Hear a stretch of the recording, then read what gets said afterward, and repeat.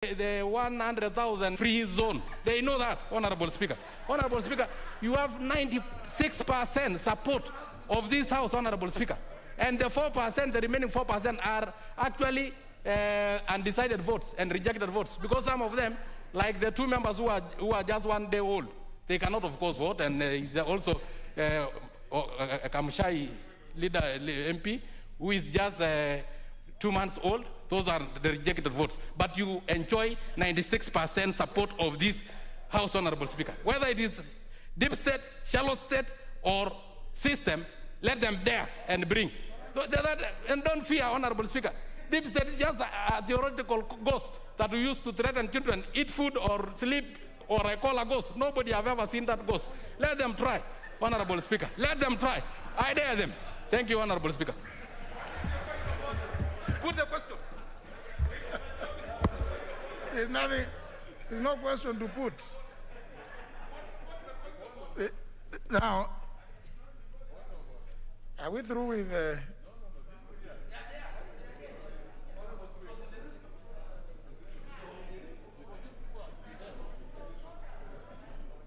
Member for Mwaya?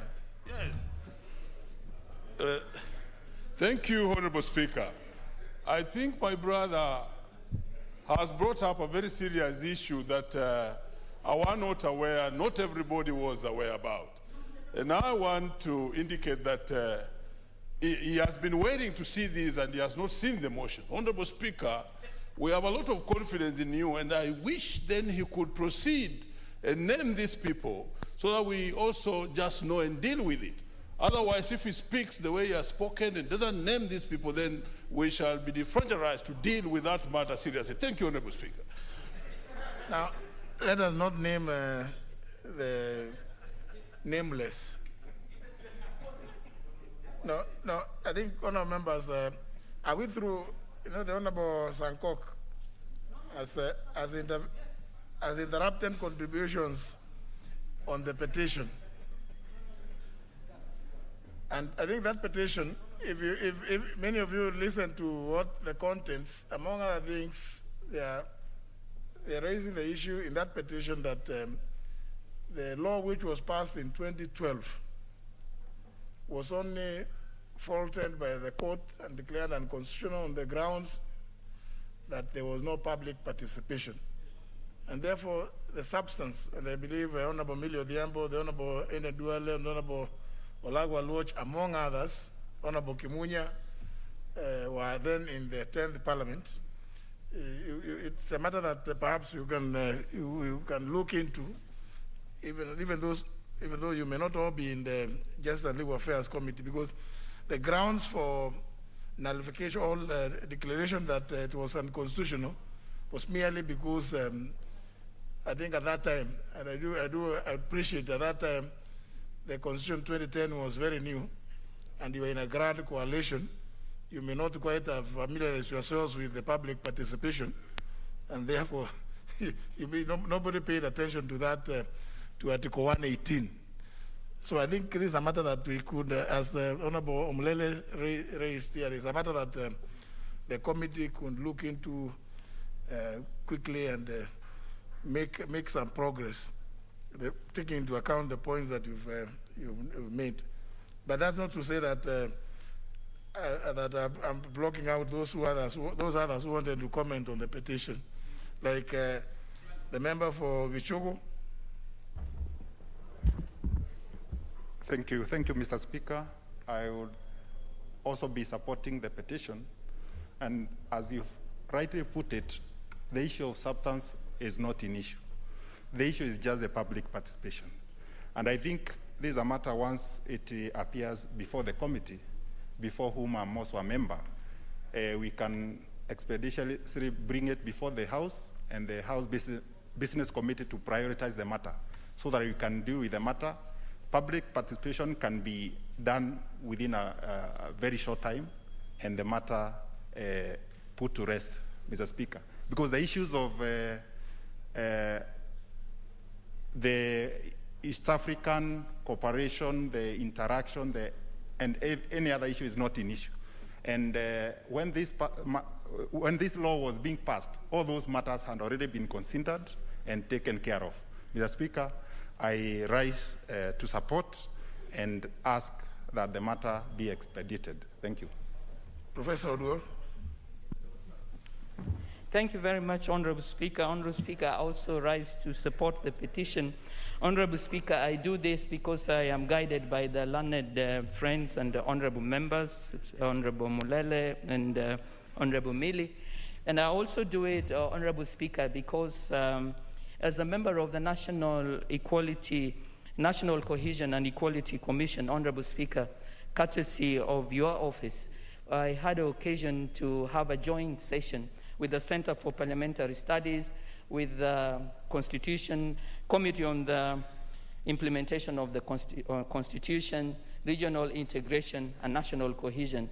And a key concern that we jointly addressed is that as parliamentarians, we really need to look out to avoid any issues of marginalization, anything that would look like it was discriminatory, and in particular, to seek to fight for equality and cohesion, not just in our countries, but in the region. It is for this, Honorable Speaker, that I support this, as I thank your office and indeed also Parliament by extension in helping us in committees to work jointly and to continue to push that we all stand together to name injustice and to address it. Thank you, Honorable Speaker. Member for Tharaka. Thank you, Mr. Speaker.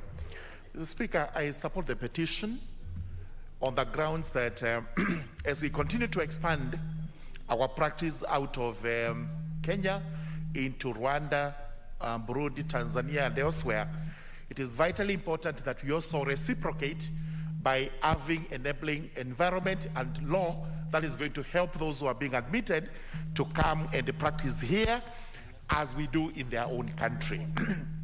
Therefore, Mr. Speaker, we need to also observe that it's important public participation in every legislation must be adhered to.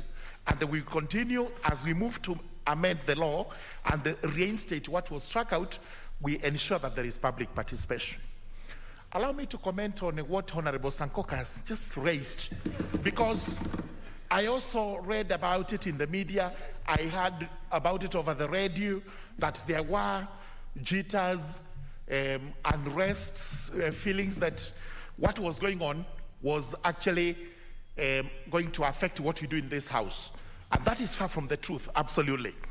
In as much as what is going on in the Mount Kenya region, East Kenya region, is cultural and political, as far as this house is concerned, we are united. The Speaker has led us very well, impartially, and whatever else is done out there, and you have always ruled it, as you said yesterday, what they say in barazas, all that is political.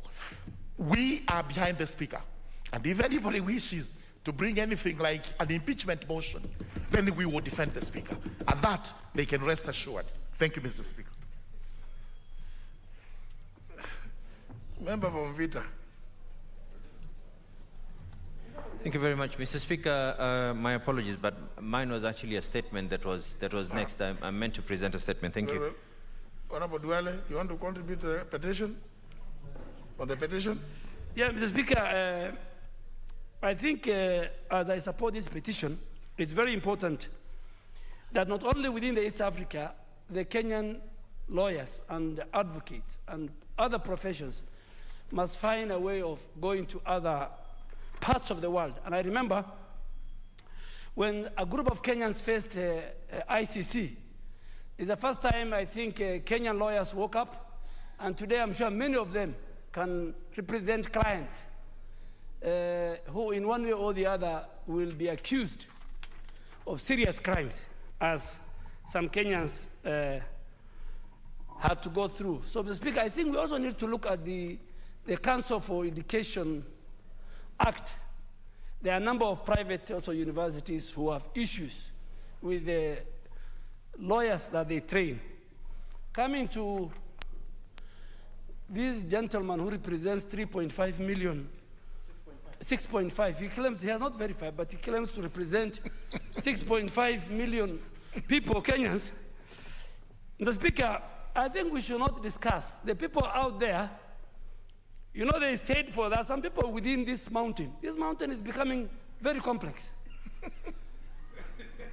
And you know, some of us, we have hills. We have the Asal. There are some who live near the lake. There are some who live near the rift. But of late, this mountain has a problem. And you know, the speaker, apart from becoming the spokesman of the mountain, you are qualified to become the Kenyan spokesman. Yeah. But the characters, in quotes, who waited for 4 years, they didn't want to become spokesman or spokeswoman. And all of a sudden, when the elders in their wisdom felt you can occupy that office, they came from some of the hills around the mountain. And Mr. Speaker, you should not bother, because some of them have a history. You know, when the people who are raising this matter, people like Anway Guru,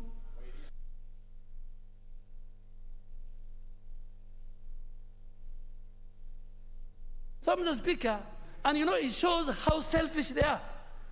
In fact, they are depicting the community within the mountain in a very selfish way.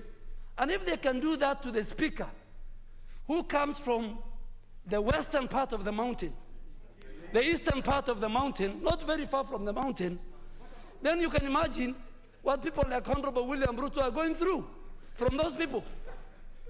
So it has taught us that these people are so selfish that they don't want a Kenyan of all communities, and it has opened my eyes that if they can do this to one of their own, from the other side, I was taught in geography, the windward and the leeward side of the mountain. So I don't know whether east is windward. Yeah. Yeah. So, Mr. Speaker, don't bother. And there's no impeachment of a speaker in the standing order and in the Constitution. What is in the standing order is lack of confidence on the office of the speaker. So even when they say impeachment, it tells you how their intelligence and their schemes are so shallow. So, Mr. Speaker, we treat it with the contempt it deserves. And I think, Honorable Sonkok, you don't need even to read for us the qualities of Speaker Muturi, because I have served with him in the 11th Parliament, the 10th Parliament, in a very close consultation. But, Mr. Speaker, those characters, if you dissect them, all of them, politically, economically, their integrity, I don't know about academically, but if you dissect, they don't worth comments. So, Mr. Speaker, let's go to the business. And as you said yesterday, Mr. Speaker, we either agree to treat this House like the Senate. You know, the Senate can discuss statements for 5 hours. They can discuss petitions for 3 hours. I think we have a very important agenda called budget. As you said yesterday, let's finish with the preliminary question statements, and then we go to a substantive budget. Because we are making budget for the people of Kenya and for the country, and we need to dispense with it. Thank you, Mr. Speaker. Member for Kisumu West. Thank you, Mr. Speaker. Mr. Speaker, I wanted to alert the House about the petition that I want to support by the two Burundian lawyers. But before I do that, allow me to comment on the issue raised by Honorable Sankok. If there's anybody in this House or outside this House that is encompassing the issue of that impeachment that Honorable Sankok was talking about, I would say in Miguna's words, bring it on, baby, bring it on. That's all I can say for now. Mr. Speaker, I would like the House to understand where we have come from insofar as the Eastern Law Society is concerned. I'm proud to be a founder member of the society in the early 90s. And I'm proud to be the first rapporteur of the society. Mr. Speaker, the purpose of setting up the Eastern Law Society by the LSK Council then was to expand the practice market to across the borders, one, and also to restart the community. Mr. Speaker, we went through a very difficult time doing that, and the Honorable Chief Justice now, the Justice Martha Koome, was with us. Allow me to say in Swahili, when we went to this headquarters in Dar es Salaam, we hosted a luncheon for the lawyers in Tanzania. The chairman of the Tanganyika Law Society, after our lunch, stood up and spoke in impeccable Swahili. Said, sisi wa Tanzania tumekuwa watumwa wa Jerumani, wa Arabu na wengine. Sasa tuwe watumwa wa Kenya. Those were their remarks. It was very difficult to get the lawyers in East Africa to accept to form that society. But finally, we did. But as been said here, a lot depends on the goodwill of the people and the lawyers in all these countries. And when I say that, Mr. Speaker, I know that when we come to the JLAC, which I have the honor and privilege of serving, we'll be able to articulate these issues more robustly in a way that will bring justice, not just to the Burundian lawyers, but to all the lawyers in East Africa. This is important, Mr. Speaker, because only last week, the president of Burundi was our visitor in Kisumu. And we had a very long time discussion with them about several issues that we can do between Kenya and Burundi and East Africa as a whole. So this petition couldn't have come at a better time, Mr. Speaker. I want to support it, and I want to assure the House that when the matter comes before the committee of JLAC, we'll be able to deal with it adequately. Thank you, Mr. Speaker. Because one of the overarching themes about the community is the widening and the deepening of the cooperation, of the integration, isn't it? So, and I think the point, as you rightly said, I think it's come at the appropriate time, because we have stayed for long without appreciating the declaration by the court of that what had been passed 9 years ago. I think this is the right time. Finally, I see the member for Laikipia. Is it on this one? Yes, I raised an intervention, Mr. Speaker, in regards to the petition which is before us. And I support that there is every need for us to integrate Kenya with the rest of the world. There is also need for us as East Africa community to see that all countries are integrated, not only in business, but even legal practitioners should be in a position to do business from across the world. Finally, I also wanted to make a comment in regards to comments made by the Honorable Sankok, Honorable Muragara, and the Honorable Aiden Duale, because we have seen them cast aspersions towards the Mount Kenya region. And I'm one daughter who is very proud to be a Kikuyu, very proud also to come from the Mount Kenya region. And I want to inform the honorable members that they should allow us to settle our issues as a family. And that members who are being mentioned here, the likes of the Honorable Kabogo, Anne Waigoro, and others who are mentioned at the floor of the House, Mr. Speaker, they are not here with us so that they can defend themselves. They were mentioned in a way that would make them feel they are being embarrassed at the floor of this House. And finally, Mr. Speaker, you do not have eyes as a speaker. You do not have ears. Matters are raised before you. The matter being propagated here by the Honorable Sankok is not part of what entails us as a National Assembly, and it is not a matter which was to be debated at the floor of the House. It was sneaked so that he can ridicule the Mount Kenya region and ridicule majority of us seated behind you, Mr. Speaker. And therefore, Mr. Speaker, we elected you as a speaker. We voted for you. You have the blessings of the Jubilee Party. And until such a time when the President of the Republic of Kenya, or through the majority of the membership of the House, will bring to their attention that there is anything that like an impeachment, I want to ask you to kindly ignore some characters like the Honorable Sankok. Whatever happens on social media, whatever happens outside the presence of Parliament, Mr. Speaker, should not find their way at the floor of the House, because there are people who intend to ridicule the people of Mount Kenya region. Mr. Speaker, we are on record to be very hardworking people. We gave this country the founding father, the Honorable Mzee Jomo Kenyatta. We have had the emeritus President Mwai Kibaki. We have now President Uhuru Muigai Kenyatta. We do not want any communities to take advantage of our issues so that they can come and ridicule us here. We deserve our respect because we respect the rest of the communities. And we want them also not to take advantage of their small politics to bring about using the speaker's name and using what went on at the Mukoro and Nyagadanga. Those are our own issues. If you are not one of us as a Kikuyu, I do not know where you get the authority to come and lecture us on matters to do with our cultures. I rest my case, and I want you, Mr. Speaker, to ask you kindly, Can we get over this matter and we discuss issues that are in the standing order and ignore issues being propagated here by the Honorable Sankok that do not pertain to the standing order and what was approved by the House Business Committee? Now, honour members, it was just yesterday. Honour members, it was just yesterday. It was just yesterday that I gave the member for Nyali the opportunity to respond to what some of you shouted on the 11th of May, claiming that he had said something, he had uttered certain ones against all of you. And none of you had the courage to rise in their place and claim that I am the one who had him say so. And therefore, the Honorable Muhammad Ali just said, I don't know. I've never said, I never heard of those ones. And I want to know who my accuser is. But if you go to the Hansard, you will find it is recorded, it is transcribed that several members shouted the name of member for Nyali. So, but we had to clear it because that's the way parliaments work. Because you raise the matter, we could not keep it alive.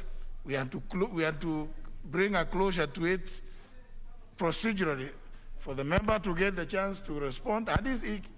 So some of these things that you see, it is not that I don't have eyes. I know you. Many of you obviously get attracted to the famous remark by Speaker James Lento on the 4th of January 1642 in UK. So please, it is used euphemistically. Otherwise, then you will not also use the phrase, you catch the speaker's eye. Which eye? If he has no eyes. So you be able to distinguish some of these things. So please, but don't get at all excited. Don't get excited about these things. Let's just proceed with business. Next order.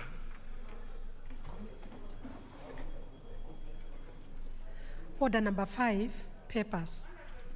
Leader of majority. Yeah. Now what is this now? You know, I don't want to be... No.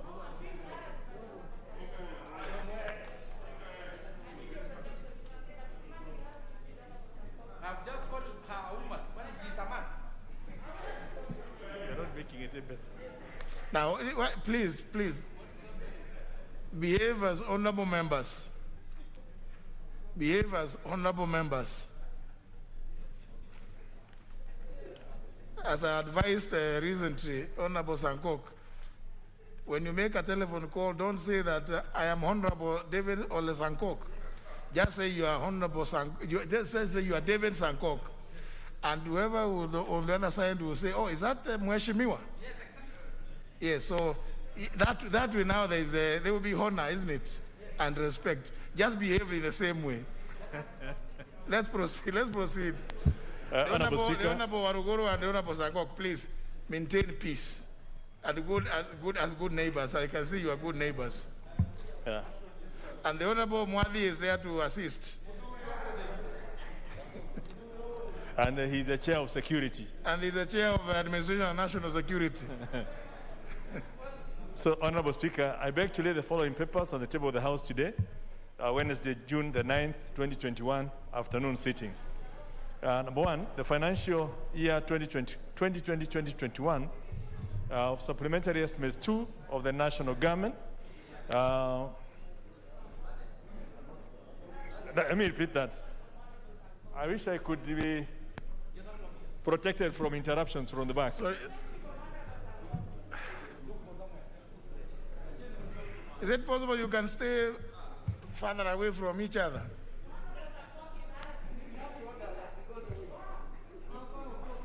Please, you know,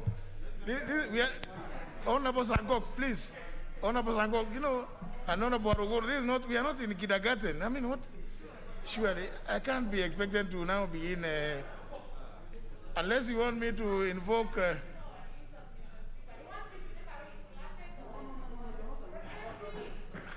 you know, please, don't engage me in that. That's not right. I mean, Honorable Kimunye, proceed. Let me take that back. Honorable Speaker, I beg to lay the following papers on the table of the House today, Wednesday, June the 9th, 2021 afternoon sitting.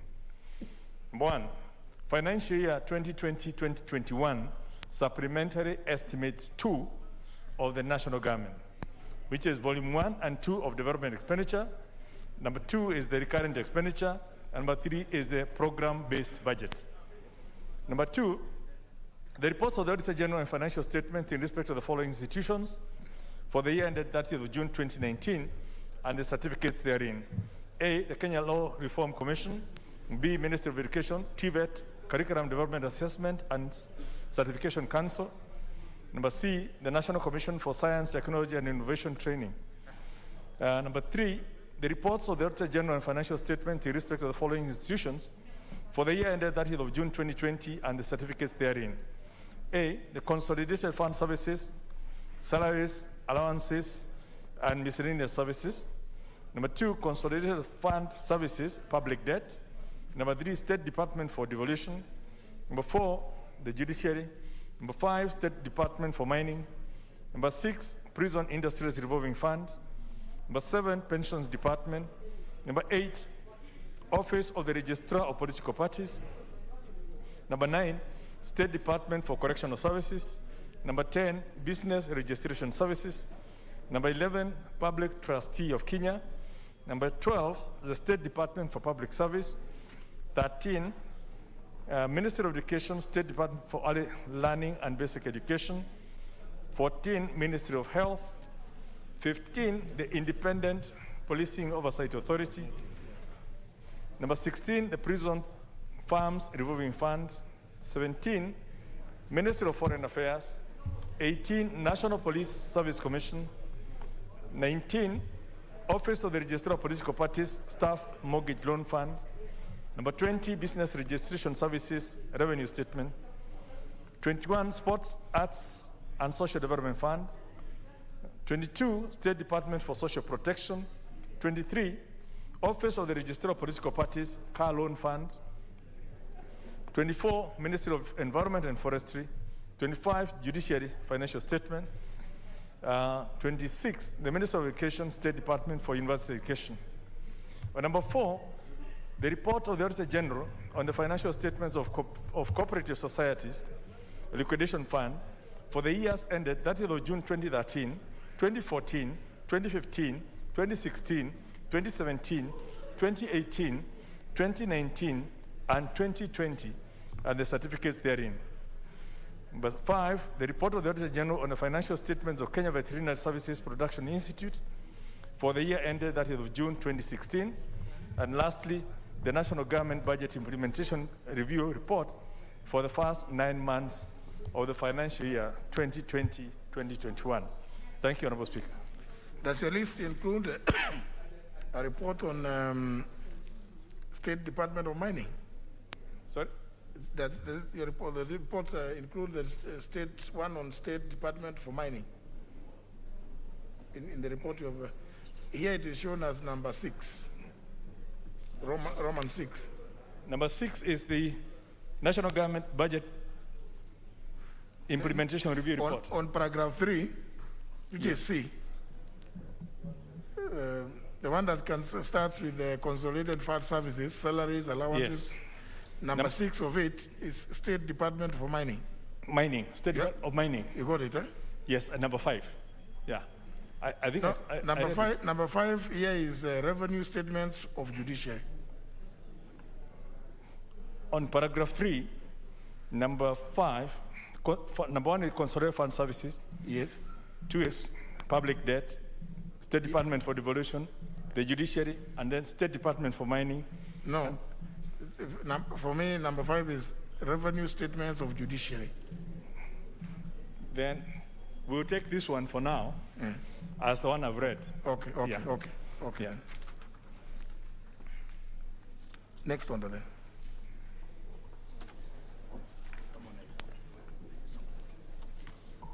Order number 6, notices of motion. Order number 7, questions and statements. First segment, questions. First question by private notice by the member for Ikolomani, Honorable Shinali.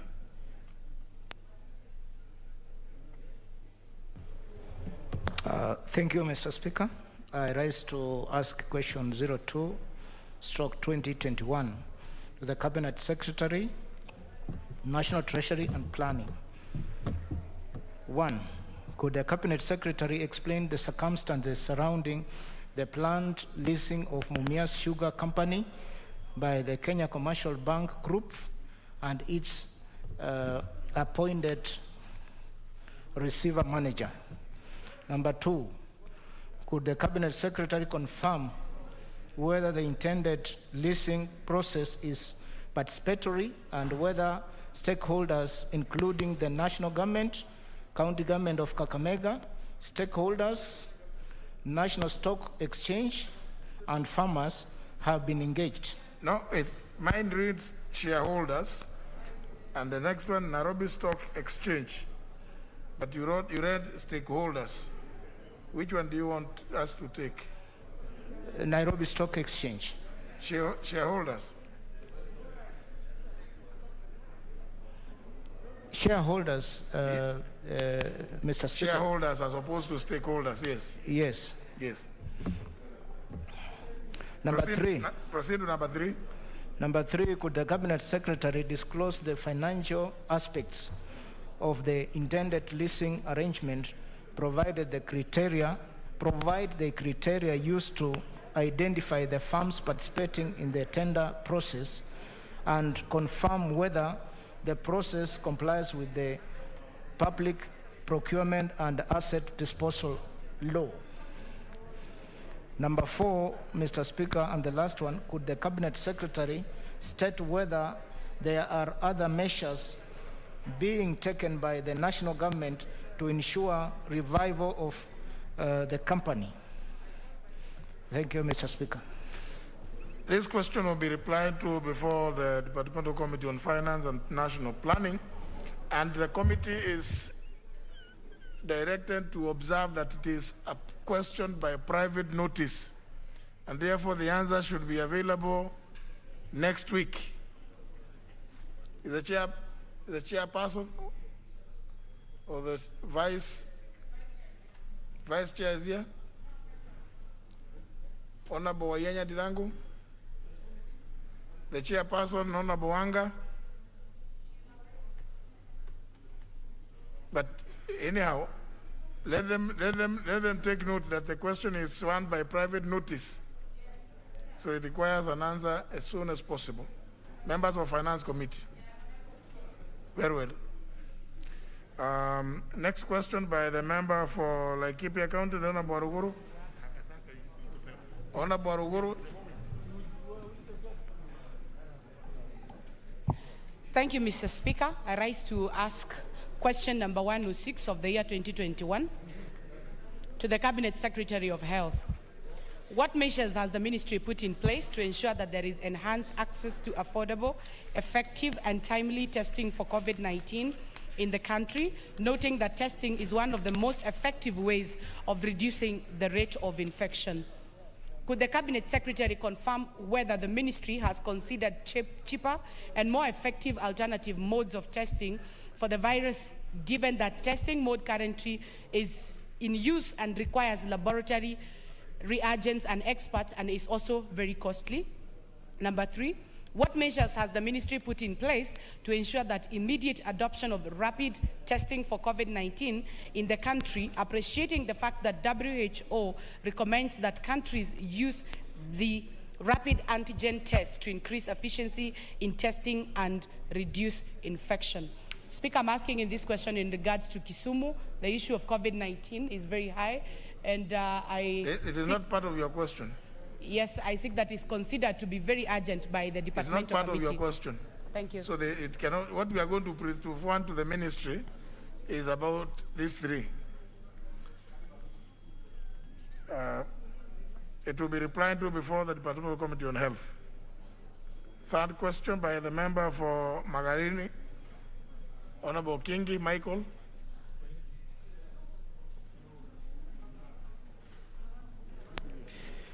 Thank you, Mr. Speaker. I rise to ask question number 171 of 2021 to the Cabinet Secretary for Education. Roman 1, could the Cabinet Secretary provide details on the amount of infrastructure funds disbursed to Galana Teachers Training College in Magarin Sub-County since its registration in July 2018 and indicate how the said funds have been used? Roman 2, could the Cabinet Secretary also state the measure the Ministry has put in place to ensure that the college has requisite infrastructure in place and has adequate personnel at all levels for its efficient and effective running?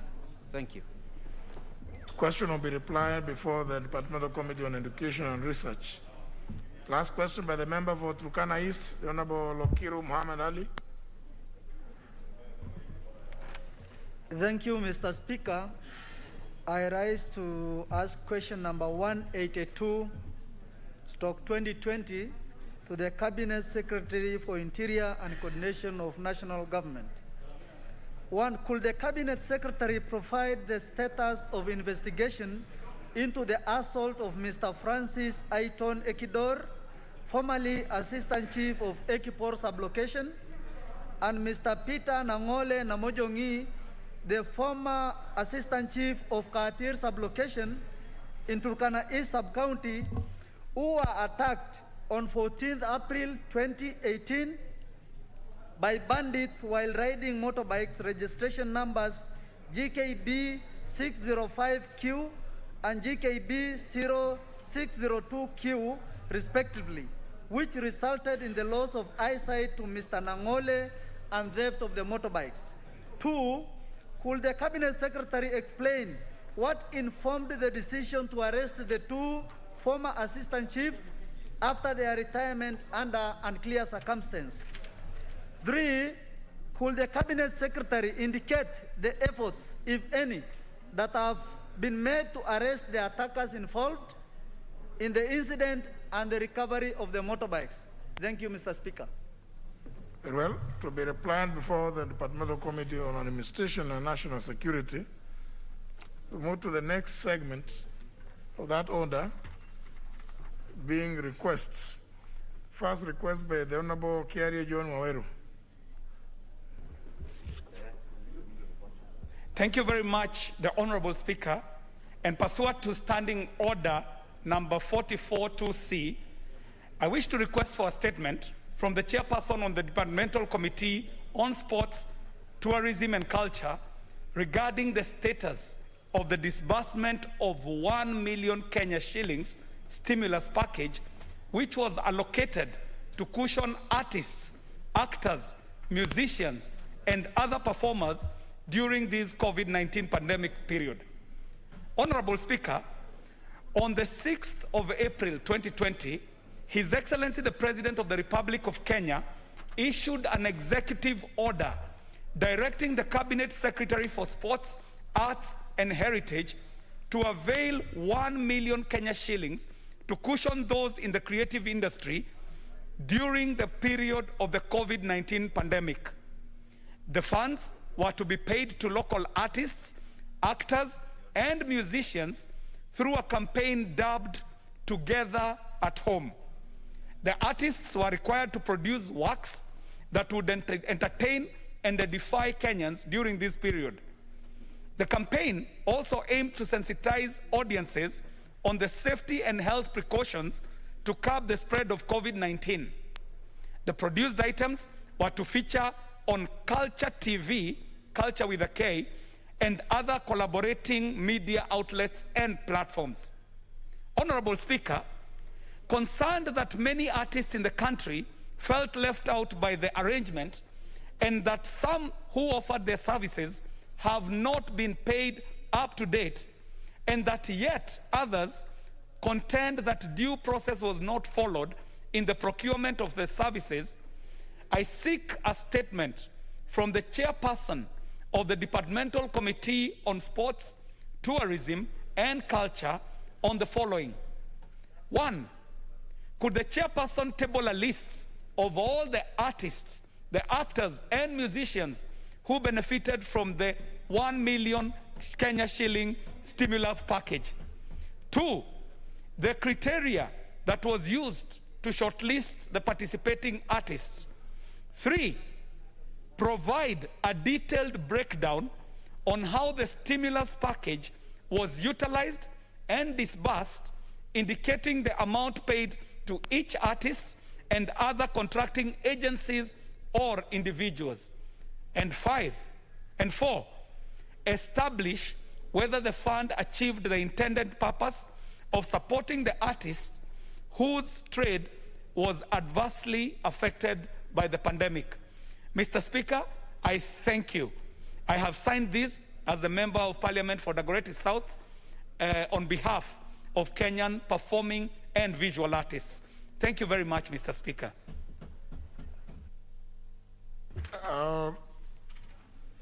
The chair of the committee. The chair of the committee. Culture and Sports. Member for Mavoko. You want the request? 2 weeks? Very well. The other request is by the member from Vita, Honorable Abdulswamad. Asante sana Bwana Spika. Bwana Spika, kupitia kanuni za kudumu 44(2) cha, naomba kupata jawabu kutoka kwa kamati husika ya elimu kuhusu mambo ya serikali kulipia karo wanafunzi wa shule za upili. Bwana Spika, serikali iliweka mikakati kulipia karo za wanafunzi wa shule za upili mwaka 2008 ili kuhakikisha kila mtoto aweze kupata elimu licha ya kipato cha jamii yake. Bwana Spika, hali hii ilisababisha wanafunzi kuwa wengi na kuongezeka katika mashule yetu. La kusikitisha Bwana Spika, waziri wa elimu juzi ametoa amri kwa walimu wakuu wa shule hizi kufukuza wanafunzi ambao wana deni la karo. Bwana Spika, hakuacha hapo, lakini alidai ya kwa wazazi hawalipi karo kusudi licha ya kuwa wana uwezo. Bwana Spika, matamshi haya ambao ni ya kusikitisha, ya kushangaza na ya kukemewa yamezua utata kuhusu mpangilio wa kuhakikisha 100% ya wanafunzi wanaweza kuingia shule za upili. Wazazi kwa sasa Bwana Spika wana shida, haswa sasa uchumi umeweza kuzoroteka na mambo ya corona. Pesa za CDF Bwana Spika ambazo zafaa kusaidia kulipia karo hazijatoka zipasavyo. Hawa wazazi na wanafunzi Bwana Spika watasaidika vipi? Kwa haya Bwana Spika, tunahitaji jawabu ama majawabu yafuatayo. Kwanza, serikali yafanya nini kuhakikisha kila mtoto amesoma licha ya anapotoka wala uwezo wake? Pili, hizi kauli za waziri ni msimamo wa serikali ama ni kauli yake mwenyewe ya kibinafsi? Na tatu, lini waziri atarekebisha kauli yake na kuomba Wakenya msamaha? Asante sana Bwana Spika.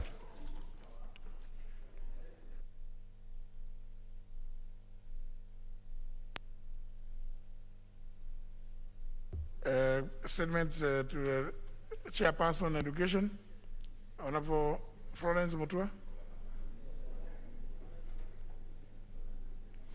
How soon can you come up with a... Asante Bwana Spika. Kamati itajaribu ipatie mheshimiwa jawabu baada wiki mbili. Baada ya? Masema baada ama badala? Baada ya wiki mbili, Speaker. Baada ya wiki mbili. Mheshimiwa Nasir. Asante Bwana Spika. Tatizo si wiki mbili Bwana Spika. Tatizo ni ombi letu, na nina imani ya kuwa wale wenye kufikisha habari hizi kwa serikali, watoto wetu kila wakikaa nje ya mashule ndo wataingia katika uhalifu. Watoto hawa ndo wataingia katika mambo ambayo kwamba yasiyofaa kijamii. Kwa hivyo tukumbuke ya kwa wiki mbili hizi ni mamilioni ya watoto ambao wataweza kupoteza maisha yao, na lazima mtu aweze kuchukua jukumu. Kwa hivyo itakuwa ni bora apunguze, iwe tunajua msimamo ni wa serikali ama msimamo ni wa mtu binafsi. Mheshimiwa. Bwana Spika, hilo swali that question, Mr. Speaker, is rather urgent, because even us, we got a bit worried as a committee when the CS talked about it on the media. So we will try and ask the CS to quickly be able to answer the question, maybe under 1 week, Mheshimiwa.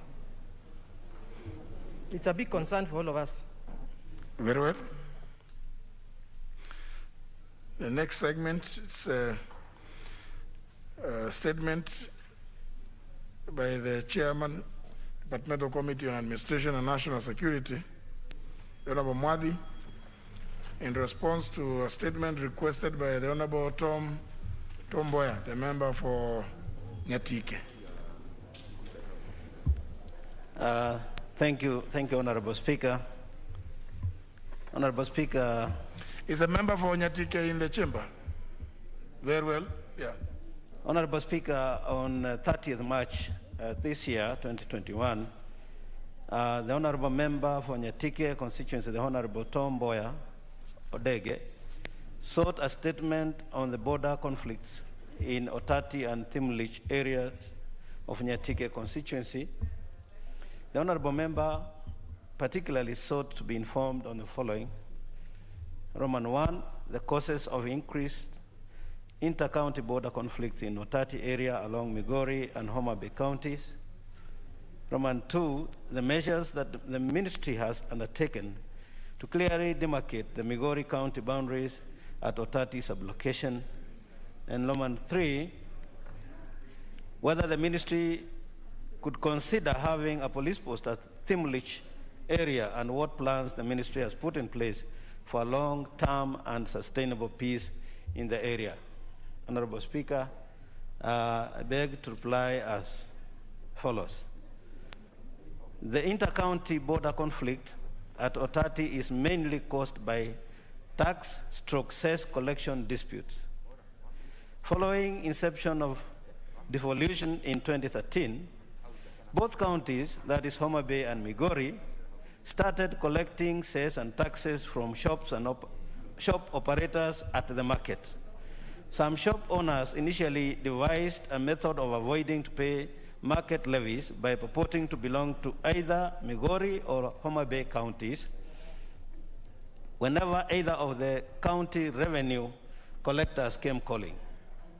A survey of the market was consequently conducted by representatives from the two counties in 2015, and it was established that slightly over 3/4 of Otati market is in Homa Bay County and that the rest is in Migori County. Thereafter, the Migori County revenue officers rarely visit the market, while Homa Bay County revenue officers have continued to collect revenue at the market through some of the shop owners, though some of the shop owners still claim allegiance to opposing county government. Honorable Speaker, the land boundary dispute between Nyatike and Uriri sub-counties at Thimlich area has been in existence for many years. The most recent conflict occurred on 21st March 2020 and was reported at Uriri Police Station Wide OB number 15/21/3/2020. The conflict involved raising down of 5 semi-permanent houses belonging to Naftali Ocharo and the injuring of Robert Omondi, both of Nyatike sub-county. retaliatory attack occurred causing injury of Oluoch Oyuna, 16-year-old and a resident of Uriri sub-county. The DCI officers in Uriri are still investigating and tracking the suspect so as to ensure that they are brought to book. Honorable Speaker, the recent attempt to resolve the dispute was made on 4th June 2020 by 2 sub-county security teams accompanied by officers from the Ministry of Lands. They visited the disputed boundary to ascertain and fix the boundary as per the map and records and established the following. 1. The land parcel number Nyatike/Kanyur/4241 is registered in the name of Otieno Nyangoro. This land measures 13.57 hectares approximately, and it is mapped on diagram 26 and 32 of Kanyur adjudication section. 2. Land parcel number Kanyamkago/Kanjuk/887 of Enos Kanyur Owino, Otieno Owino, and Awor Owino, all deceased. The land measures 78 hectares approximately, and it is mapped on diagram 81 of Kajulu adjudication section. The 2 parcels share a common boundary down from the river Kuja upwards. 4.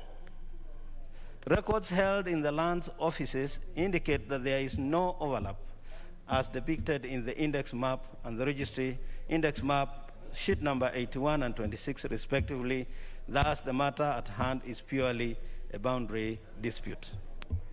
The team attempted to ascertain and demarcate the boundary, but the exercise was called off due to hostility from the 2 clans. It was therefore proposed that there is need for building consensus between the 2 disputants and the leadership from the 2 sides to tame the hostility and anxiety so that this matter may be treated as a normal boundary dispute as opposed to the way it is perceived as inter-clan rivalry. In the meantime, the status quo is maintained by the disputants.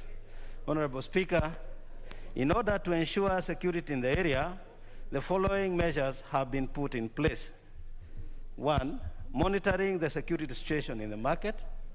2, peace building among the traders in the market towards coexistence. 3, patrolling the market during market days to ensure security. 4, encouraging cross-border peace meetings. 5, the local leaders and all relevant stakeholders are encouraged to enhance peace building. And 6, holding barazas in the disputed areas. Honorable Speaker, the ministry has plans to establish a police post in Thimlich and Otati areas. However, lack of land for the same has been a challenge in the efforts to establish the same.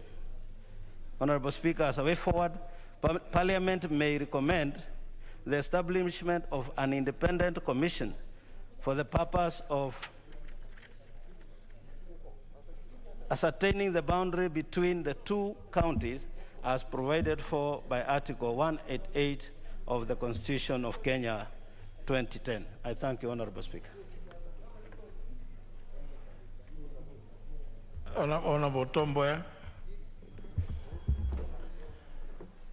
Thank you, Honorable Speaker. And also I want to appreciate the report given by the Chair of the Administration Committee. The report is very detailed and well done. I only want to thank you for what you have brought back to the House, but I want to request your committee to do a follow-up so that the said police stations should not just remain in the statement, but are effected and made effective on the ground. When you look at the way they are put there are no time frame. And we may wait for the police stations to be established until we lose more lives, which I think is not what's intended here. On the issue of the border between Homa Bay and Migori County, I think the finding on the issue related to tax it might be true, but we need to go further. And the way the report has recommended that the House can commission an inquiry or a commission of inquiry to bring a permanent solution to this problem, I think will go a long way to help us solve these problems once and for all. But for now, the challenge which has been thrown to us as the leaders to try to bring peace in the two localities, I think we are going to take it up with my bordering MPs, that's the Honorable Mbadi and Honorable Nyamita, to ensure that our people don't fight again. But we are asking the government to do the needful so that we get a permanent solution to this problem, so that we don't come back in the House with the same problem which has been occurring and reoccurring in that area. My last appeal to the committee is, when you look at the areas they are talking about doing patrol in the market, all police stations in Nyatike, and I'm sure even Suba, there are no police patrol vehicles. I don't know whether they'll patrol on border or what they'll do to ensure that the markets are, peace is maintained in the market. Let them make the police officers in the bordering constituencies be mobile so that the security is made to be a reality, not just a mere statement. Otherwise, Honorable Speaker, let me appreciate and thank you for that. Honorable Bandi. Thank you, Mr. Speaker. Mr. Speaker, I also want to thank the chair of the committee, although I had to really run to this when I started, when I was in my office and I watched him talking about this matter. I felt I had to run here, Mr. Speaker, and listen, because this is a matter that was brought by the MP for Nyatike. I want to thank him for that detailed response, and I just want to assure him that there is no way Gwasi people and Karungu people would fight. That cannot happen. I'm very certain about that, that even if there are some disagreements between the two communities along the border and around that market, it cannot cause hostility to the extent where people fight, because there's a lot of intermarriage between us. We have so many relatives. So who do you fight? Do you fight with the son to your sister? Like the MP for Nyatike is actually son to my sister. I call him Ukewa. So there's no way we can really fight. The only thing that I want to ask, Mr. Speaker, instead of wasting too much time on this matter, commission of inquiry, though these two communities have no problem with that is where we disagree with my colleague, the MP for Nyatike. There is no problem between Karungu people and Gwasi people. They know exactly where the boundary is. Those who have shops, this side of Gwasi, whether they are Karungu people, no one will evict them. They will remain there. They are Kenyans. They have a right to own shops where they are, whether it is in Homa Bay or in Migori. Let these two communities stay in peace. I don't expect, and I don't want any other meeting in that place, Mr. Speaker, because these meetings is what causes problems. When you hold meetings, you sensitize people and they start imagining that there are problems, Mr. Speaker. Mr. Speaker, as leaders, and you know I'm not just MP for Suba South, I'm also the chairman of ODM, and the entire Nyatike is over 99% ODM. So I'm their chair. There is no way I cannot take care of their interests. So, Mr. Chairman, please relax. Don't bother with the commissions of inquiry. It's a waste of time, waste of taxpayers' money. Our people are peaceful. Thank you, Mr. Speaker. A member for Uriri. Thank you, Mr. Speaker. Let me also take this opportunity to thank the Chair on Security, Honorable Mwadhi, for a good report. Indeed, Mr. Speaker, the border between Uriri and Nyatike at the Gogo area, there have been wars, is because the land in dispute, the owners are deceased. So I think it's just an issue of who is claiming what. And I think the recommendation by the committee that probably as a leadership from that area, we need to come together, probably, and I want to, this is uniquely between me and the people of Nyatike, that we need to sit with the community, we do sensitization barazas, so that there's really no issue. But Mr. Speaker, the accessibility to this particular sport is the biggest issue. That even if today a war broke out, in the unfortunate situation that we have a war there now, even the security will have a problem accessing that particular area. And I just wanted to ask the chair of security that within the security docket, there is a budget for security roads. There is a stalled bridge, which is at the Gogo Bridge, which had actually begun. And this will make the place accessible, both from the Nyatike side and from the Uriri side. But in terms of the issues of border dispute, Mr. Speaker, I also want to confirm that the people from Uriri and Nyatike are related. And indeed, Mr. Speaker, the honorable member for Nyatike is my uncle, despite the fact that as culturally he should have given me a goat, he has never, but I still regard him as my uncle, nevertheless, in the hope that sooner, maybe he can begin by coming with a delegation from Nyatike to bring a goat to Uriri. That will be the beginning of peace between the two communities. But I want to urge the committee that they help us get a vehicle both in the Nyatike constituency and Uriri, so that if once we have enabled that bridge to happen, then accessibility is going to be. Finally, Mr. Speaker, I want to challenge my colleague from Nyatike that we can jointly visit that site, identify a place where we can do a police station, and within his provisions in the CDF and my provisions, we can put in some small money to begin to put up an administrative unit there, even as we seek more support from the ministry. I want to thank you for the opportunity, Mr. Speaker. Including, did you say only one goat? I thought that now that you are both in Parliament, one goat is too small.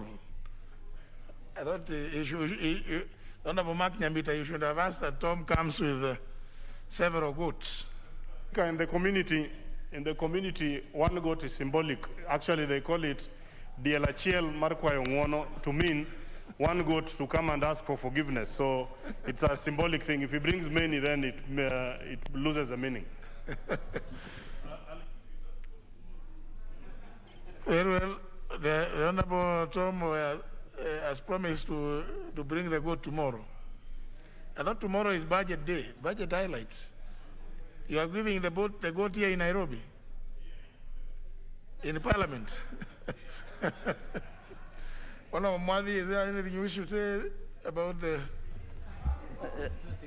Honorable Speaker, I just want to appreciate the level of satisfaction that the members have had, those who are concerned.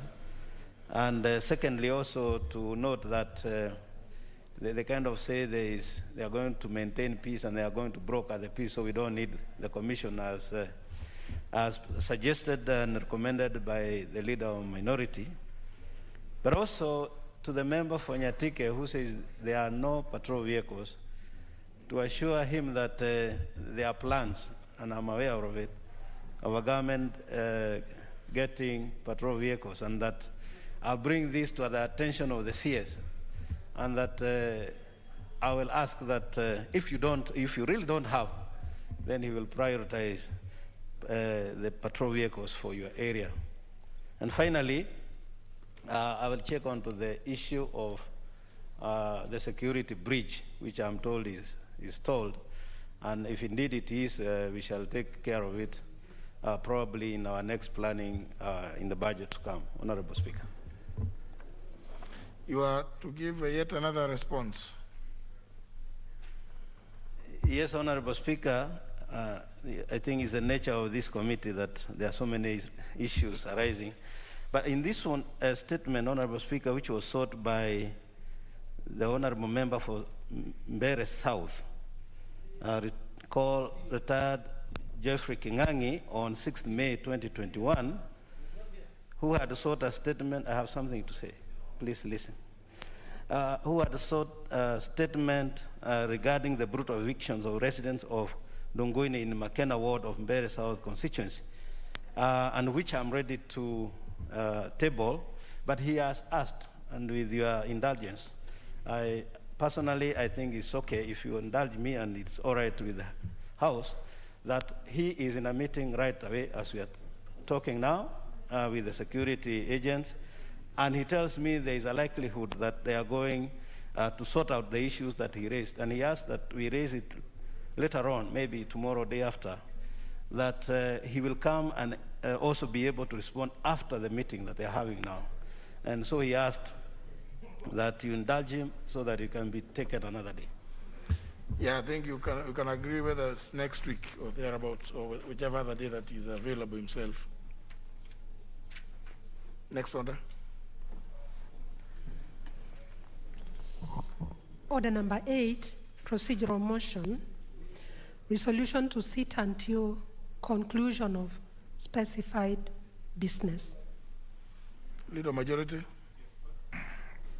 Honorable Speaker, after further consultation and realizing there's still a lot of interest in members wanting to contribute to this debate, and members who also want to read the report, and there's still some further consultation that's required with the Treasury, I would want to withdraw this motion to allow members to discuss today, and we have the weekend and conclude the debate on the third day, which is Tuesday. Very well. So for those who may not have understood, not those who may not have heard, those who may not have understood, the business appearing as order number 8 being a procedural motion, this being the second allotted day has been withdrawn, which means the House sits the whole of today as a second allotted day and leave the third allotted day for Tuesday next week. Next order. Order number 9, motion, consideration of the budget estimates for the financial year 2021-2022, general debate, second allotted day. Who was on the floor?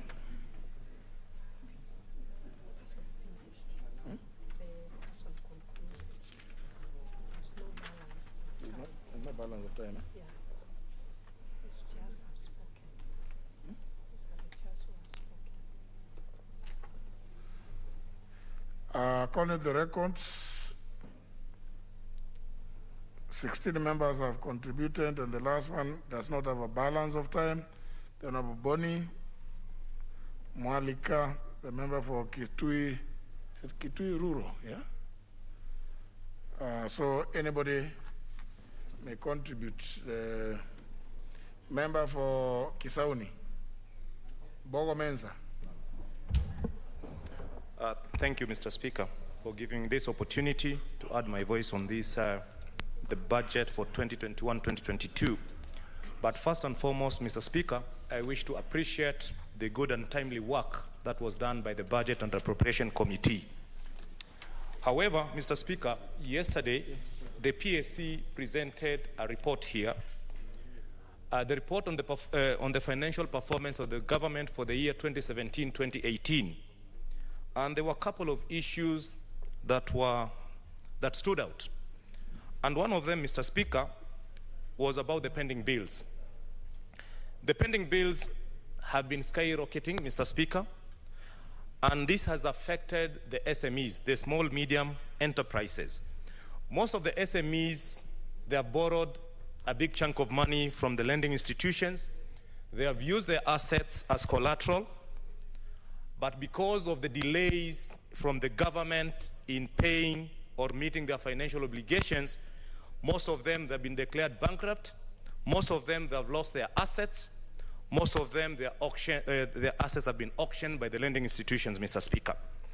And we know the role that the MSCs are playing in this country, Mr. Speaker.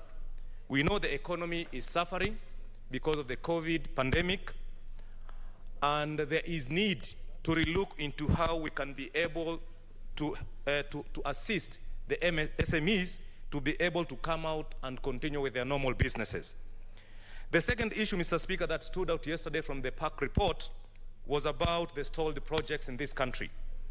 And I was shocked, Mr. Speaker, to hear there is billions of shillings that were channeled through the Midiani House for the last 33 years, Mr. Speaker. And to date, that structure has not been completed. Mr. Speaker, 33 years, it's a very long time.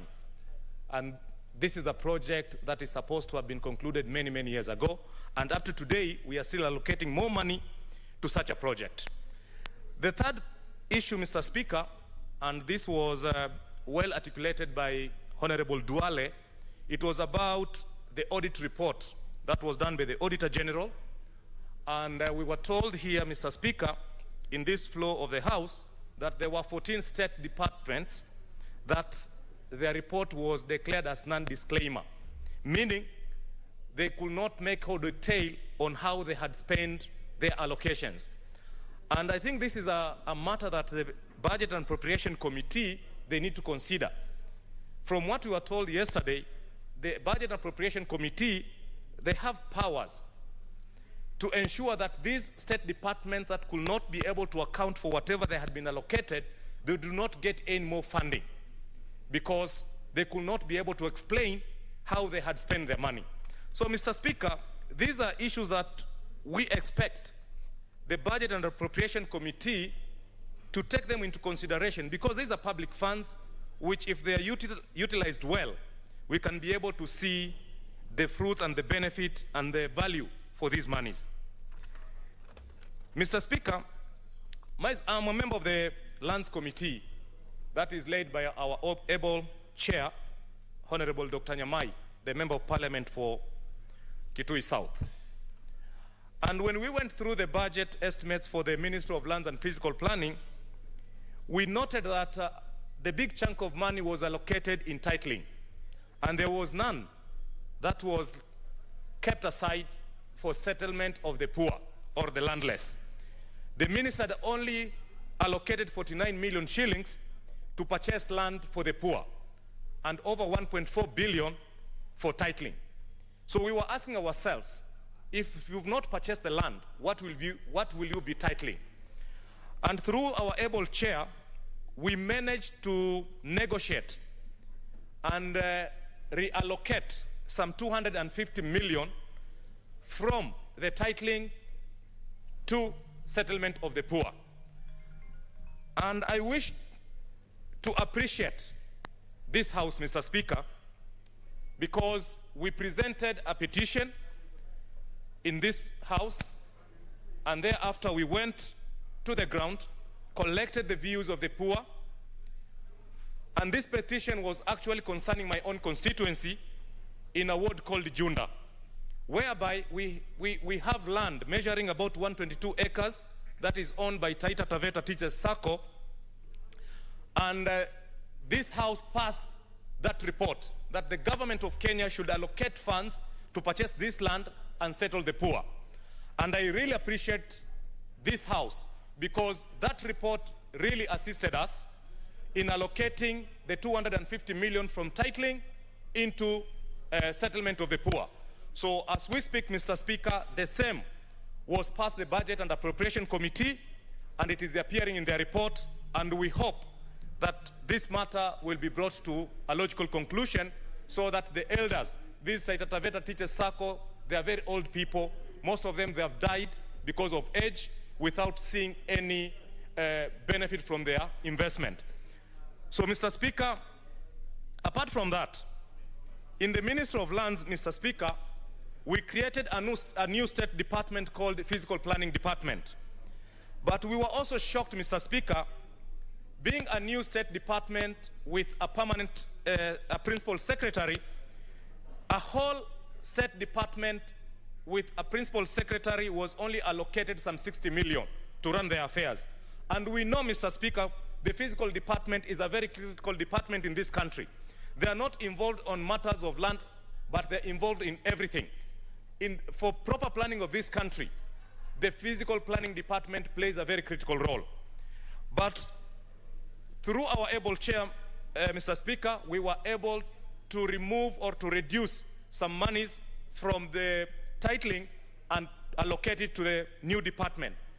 But as the way forward, Mr. Speaker, this is a new vote, and we will appeal to the Budget and Appropriation Committee and the CS Treasury to consider this new vote so that they can be allocated their full request, because their request was to be allocated 1.5 billion, but they ended up being allocated 60 million only.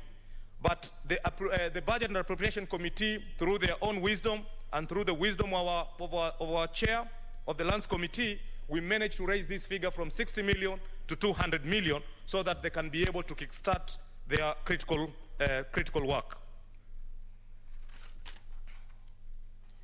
Mr. Speaker, I also wish to commend the good work that was done by the Departmental Committee on Education, whereby they have allocated funds to recruit 5,000 new teachers. And the recommendation is these 5,000 new teachers, it will be done at the local level, at the constituency level, whereby 70% of those teachers should come from that constituency. So we expect this to be fully implemented so that we can be able to see our own people from the constituency who have graduated, who have the TSC numbers, being employed by the Ministry of Education so that they can be able to play the critical role. Mr. Speaker, the other issue is about the VAT on LPG, Mr. Speaker. This is a very critical matter, Mr. Speaker. I know initially LPG was zero rated to allow much and faster penetration of LPG because of the global warming, to protect our forests. But I think during the last financial year, during the budget estimates, the VAT was reintroduced. But nevertheless, Mr. Speaker, our people are still using charcoal, they are still using firewood for their day-to-day energy consumption. So, Mr. Speaker, there is need for this matter to be reconsidered again and zero rate the LPG, the VAT on LPG, so that we can allow our people, we can allow the LPG penetration to be much faster so that we can continue protecting our forests and also to deal with this matter of global warming. Finally, Mr. Speaker, is the issue of Kenya Revenue Authority. Mr. Speaker, there is need for Kenya Revenue Authority to be funded because we know Kenya Revenue Authority, they play a critical role in the collection of revenue in this country. However, Mr. Speaker, KRA can do much more than that. They can be able to bail companies that are suffering, the companies that are on the red because of maybe the COVID. We know this is happening in the US, whereby the revenue collector comes out to bail out companies so that they can be able to collect more revenue from these companies, they can be able to safeguard employment of our people. So we believe if KRA is fully funded, they can be able to play this role and not to be the police, whereby they only come in. Leader Minority.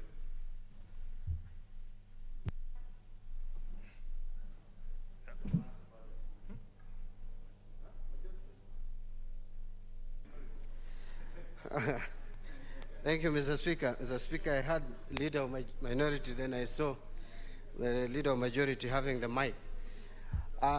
Mr. Speaker, thank you for giving me this opportunity to contribute to this motion on 2021-2022 budget estimates, Mr. Speaker. Mr. Speaker, first I want to start by thanking my committee, the Budget and Appropriations Committee, for working diligently and working hard from Wednesday last week to yesterday, sometimes going up to midnight, to ensure that this House has a report to deal with. Mr. Speaker, you realize that the executive has 7 months to prepare budget estimates, and the Budget and Appropriations Committee hardly has more than 21 days to deal with it or consider it and do a detailed report. But be that as it may, Mr. Speaker, because of the competent staff we have in the Parliamentary Budget Office, they were able to help us deal with these numbers and to submit the report to this House. Mr. Speaker, looking at the budget estimates, both revenue and expenditure, for 2021-2022, I just want to highlight the following. Mr. Speaker, we are aware that we are coming from the backdrop of a world economy that has been shrinking and a world economy that has had challenges basically because of the COVID-19. In the 2020 to 2021, the world economy contracted at the rate of 3.3%, Mr. Speaker. That was almost going to recession. And Mr. Speaker, the world economy is now projected to grow at 6%. Fortunately for Kenya, we didn't contract, but we grew at a very low rate of 0.6%. The Treasury is projecting, the government is projecting that in this current, financial year, 2021-2022, we will grow at an average of 6.3%. Mr. Speaker, looking at it in terms of numerical terms, you may think that is a very good growth, but it is a good growth coming from a very low percentage. And so it is not such it is not going to have a big impact on the economy, Mr. Speaker. Mr. Speaker, one thing that I want to point out as positive in this budget is the fact that this budget, for the first time, that there is nexus between the budget policy statement and the budget estimates. Previously, we have had cases where the budget estimates, the difference between the budget estimates and the budget policy statement is as clear as day and night. For the first time, the ceilings have been respected between from budget policy statement to the budget estimates, and I think that is commendable. But it is also because IMF is in town. I'm wondering if IMF was not in town, whether this discipline that we have seen from the Treasury would have been there in the first place. Mr. Speaker, something else that I would also want to point out in this budget, the budget estimates of 2021-2022, which is different from what we have been having previously, is that the projected revenue growth is modest. Previously, Mr. Speaker, the Treasury used to come up with overambitious budget estimates. But for the first time, the budget estimates look realistic. The revenue estimate of 2,038 billion or 39 billion is modest. The ordinary revenue is expected to move from the current 1,594 billion to 1,776 billion. Mr. Speaker, that is not overambitious. Why I say that is because in 2018-2019, we managed to collect 1,704 billion. And in 2019-2020, we actually managed to collect 1,734 billion. And therefore, projecting this financial year 2021-2022, that we can collect 1,776 is not being overambitious. But Mr. Speaker, I still want to repeat that we are in what I have been terming as Hakuna Pesa economy. Mr. Speaker, there is still a challenge as to whether we are able to finance our budget. We are not, because the money that we pay, the debtors, the debts, is 1.2 trillion now, Mr. Speaker, against a possible revenue collection of 2 trillion, Mr. Speaker. If you are spending 1.2 trillion on debt repayment alone and interest, Mr. Speaker, that is a sad state. And besides that, the recurrent expenditure is of equal amount, 1.2 trillion.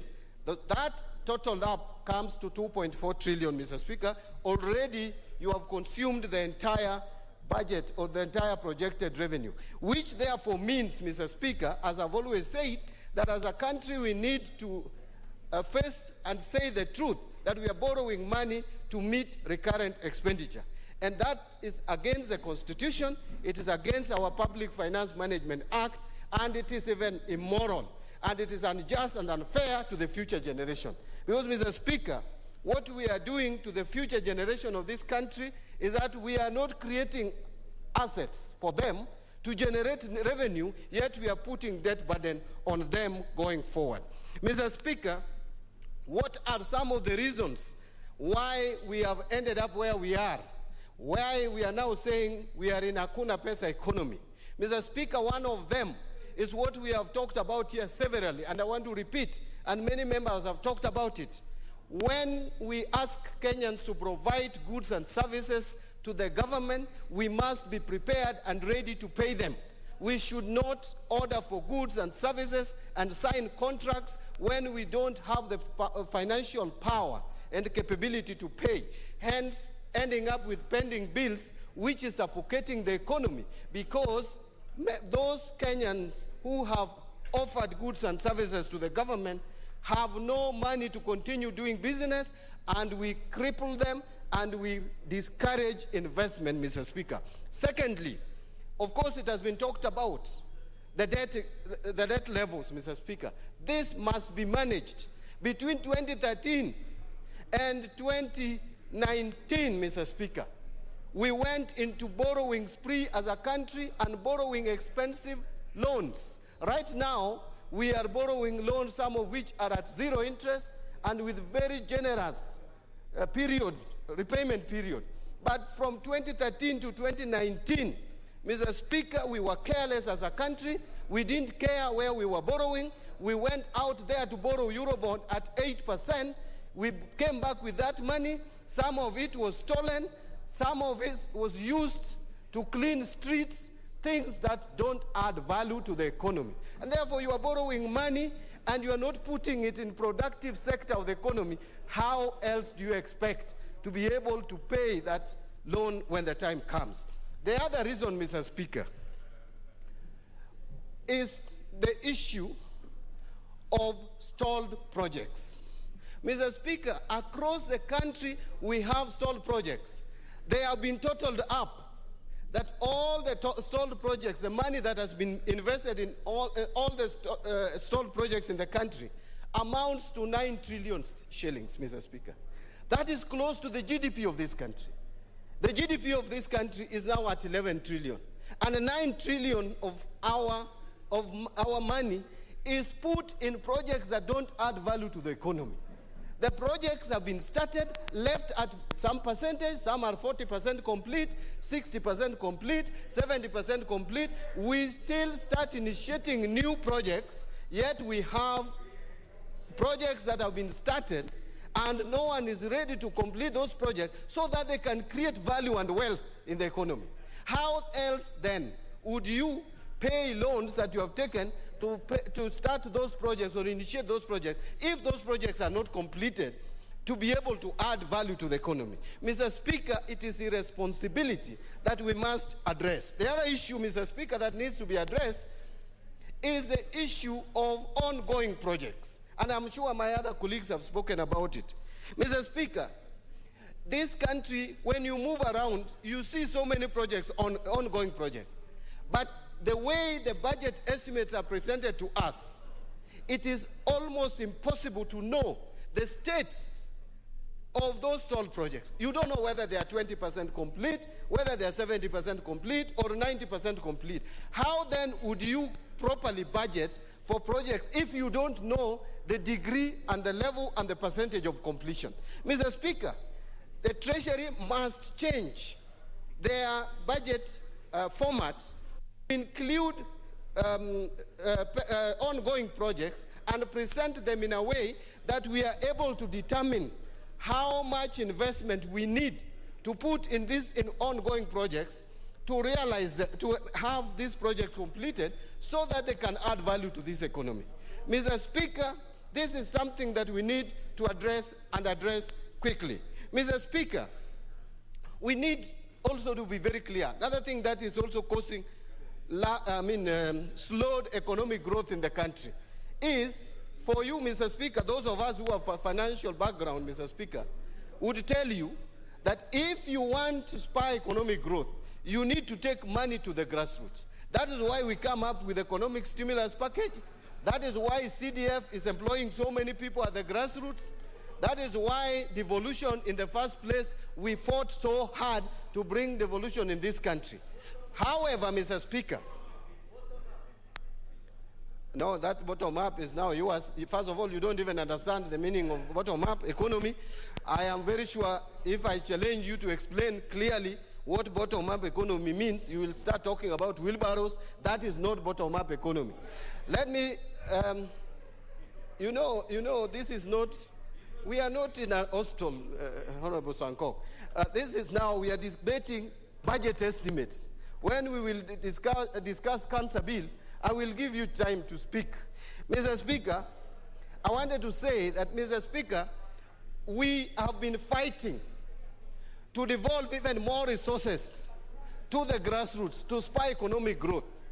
Because that is the only way that this country is going to realize meaningful development and meaningful economic growth. However, Mr. Speaker, those managers who have been tasked with the responsibility of managing our funds at the grassroots level are disappointing us.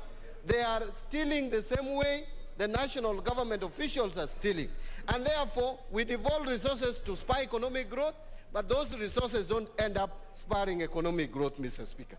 Mr. Speaker, I want to conclude my contribution by saying that there are certain things that as a House, and Mr. Speaker, by the way, yesterday I was in some program, and one of the leading economists in this country actually was saying that Kenyans will slap us. The same way you saw one of the presidents of a friendly country was slapped, that Kenyans will end up caning us. But Mr. Speaker, also it is easier said than done. You know, when you are not in the field playing, you may think that if you are put there, you would do much better work. But when you get into the field, it becomes a totally different ballgame. So, Mr. Speaker, but as people's representatives, as members of parliament, we have, and more particularly members of National Assembly, the people of Kenya, through the 2010 Constitution, saw it fit to give us the power of the purse, gave us more power to control and approve the budget. I am aware that it is the executive's responsibility and duty to come up with programs and implement them, and that the budget belongs really to executive, and that we don't know which programs the government would be running. But when we are convinced that there are certain programs that don't make sense, we should not shy away from insisting and standing our ground against the executive. We need to insist, like so many committees have made some proposals, good proposals, to reallocate funds from this program to the other, and where we are not increasing the budget deficit, I don't see why the executive should just insist that we are not going to accept such good proposals in reallocating funds within the ministry, but from one program to the other. I think on that one, we need to just insist and push through, because we have the power of the purse. We are a budget-making institution. I want to thank you, Mr. Speaker, and I support the motion on the budget estimates. Honorable Ichung'wa. Thank you, Honorable Speaker. I also rise to contribute to this motion on the approval of the budget estimates and the committee's report. And let me begin, Honorable Speaker, by thanking the Committee on Budget and Appropriations. As their Chair Emeritus, Honorable Speaker, I appreciate the enormous work that members sit through during this period. Very stressing times for them, and they indeed dedicate a lot of their time from their busy schedules in the constituencies to commit to this work of the budget process. Let me, Speaker, just to begin with where the Leader of Minority has stopped, Honorable Speaker, on the role that this House plays in the budget-making process. That, Honorable Speaker, the National Treasury and the Executive must understand that the Constitution clearly gives the work of the power of the purse and the work of approving the budget to this House. And indeed, it's quite clear, Honorable Speaker, from the actions of the National Treasury that they expect that this House will simply rubber stamp estimates as they come. And Honorable Speaker, members, not just members of the Budget and Appropriations Committee, even those who sit in departmental committees, expend a lot of time to engage with their MDAs to be able to come up with decisions on what to reallocate from one sector to another, Honorable Speaker, within the ceiling that was set during the budget policy statement engagement, Honorable Speaker. And therefore, Honorable Speaker, nobody in the executive should imagine that this budget process will just come and be passed in this House without a single amendment to the allocations as they have proposed. And they must therefore allow both the departmental committees and the Committee on Budget and Appropriations to make any necessary reallocations within the sector, so long as those reallocations as I said, are within the budget policy statement. Two, Honorable Speaker, let me also appreciate what has also been mentioned earlier, that at least for the first time this year, for 3 years, Honorable Speaker, we belabored the point that the National Treasury must endeavor to adhere to the budget policy statement as approved by the House. And this year, Honorable Speaker, I am happy to note that besides only a figure of 14 billion shillings, Honorable Speaker, and in relative terms, looking at 14 billion shillings against 3.2 trillion, I think they have tried largely to adhere to the budget policy statement as approved by the House.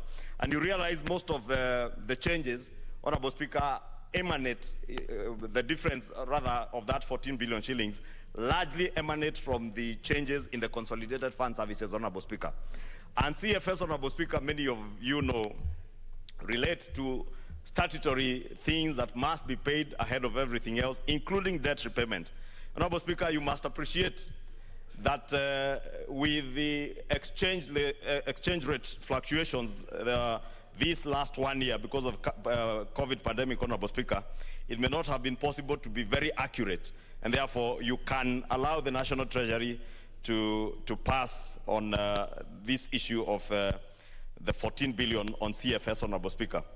But allow me, Honorable Speaker, to speak on the consolidated fund services, Honorable Speaker, briefly. That, Honorable Speaker, we are here approving estimates for the next financial year, Honorable Speaker, based on revenues that are estimated at about 2.03 trillion, Honorable Speaker. Out of that, roughly 1.8 trillion is from ordinary revenue. And I've listened to a number of the contributions, Honorable Speaker, both from the Chair, Budget and Appropriations Committee, and what the Leader of Minority was trying to defend, rather, or putting his word on.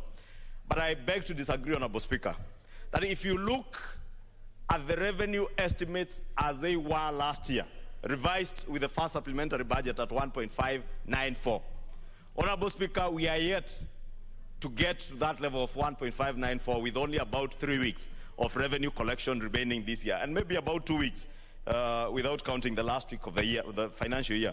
Honorable Speaker, that tells you that in the midst of this pandemic, Honorable Speaker, and the committee has, if you read through their report, they have been very articulate to say that the revenue growth and the growth in GDP that they project about 6.3% is anchored on certain fundamentals.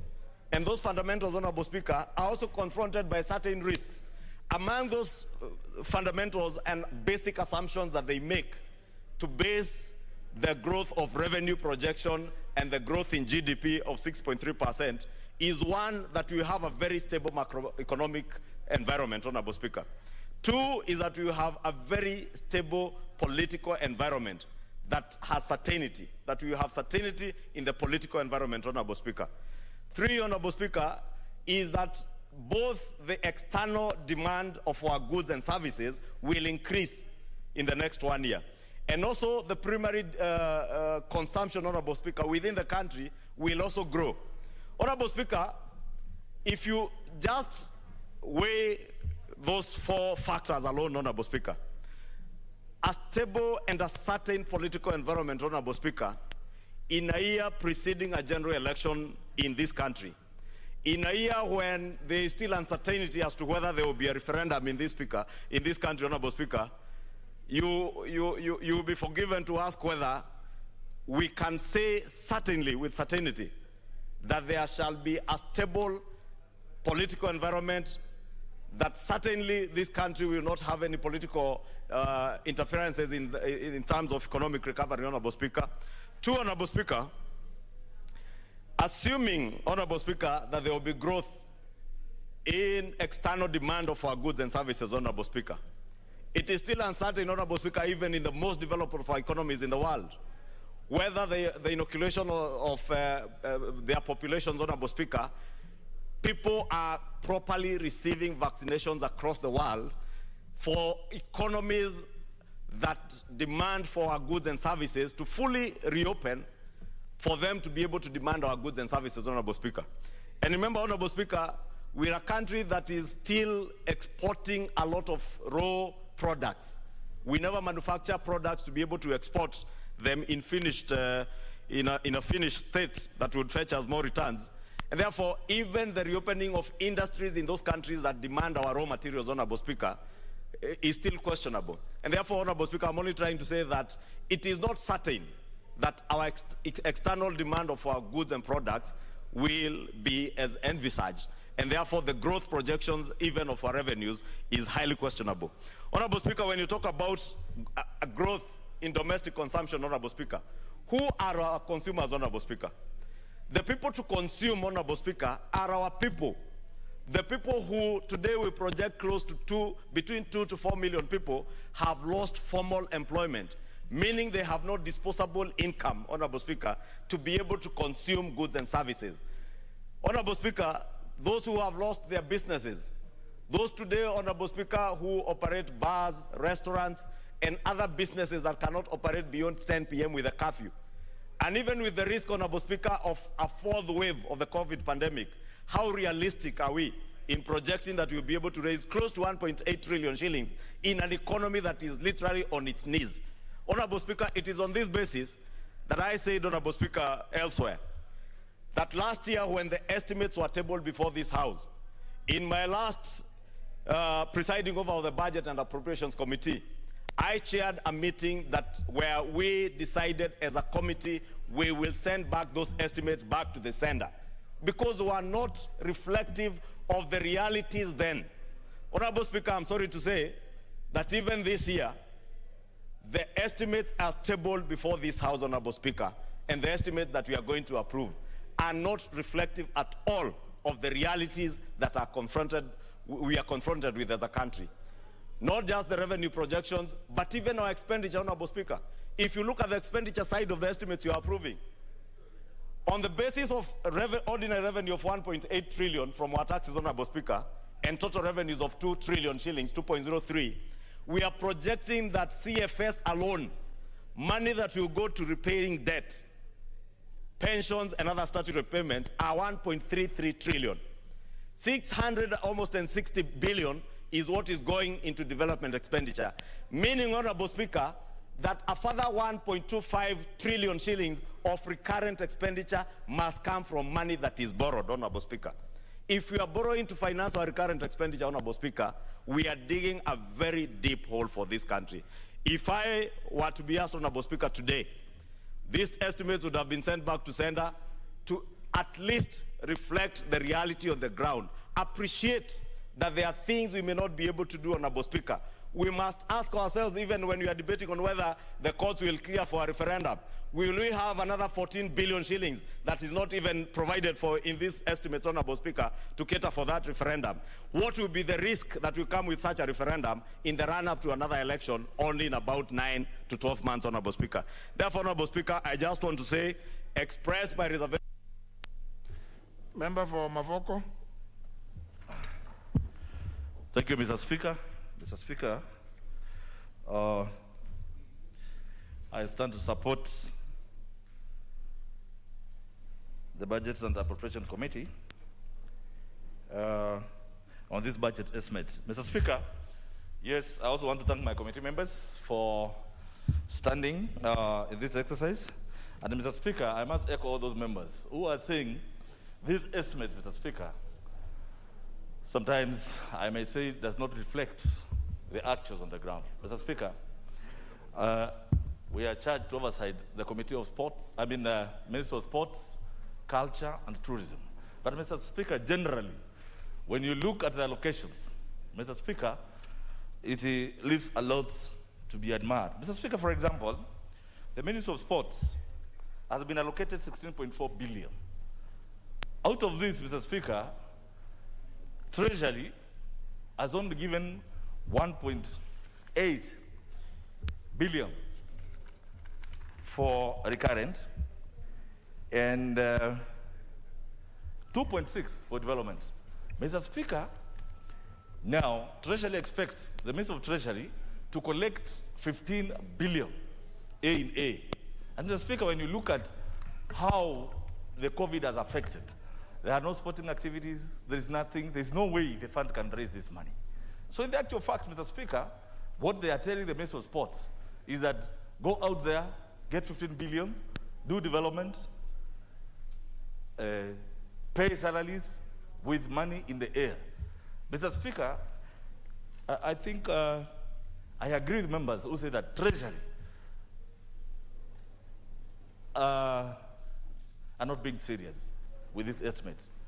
Mr. Speaker, in our findings, you find there is so much pending bills. I also agree with members who say these pending bills, Mr. Speaker, are a harbor of corruption. For example, Mr. Speaker, you remember when we had the Chan competitions. Mr. Speaker, we are told the Kenya government incurred 130 million. Now, there is a company going by the name of Soft Services.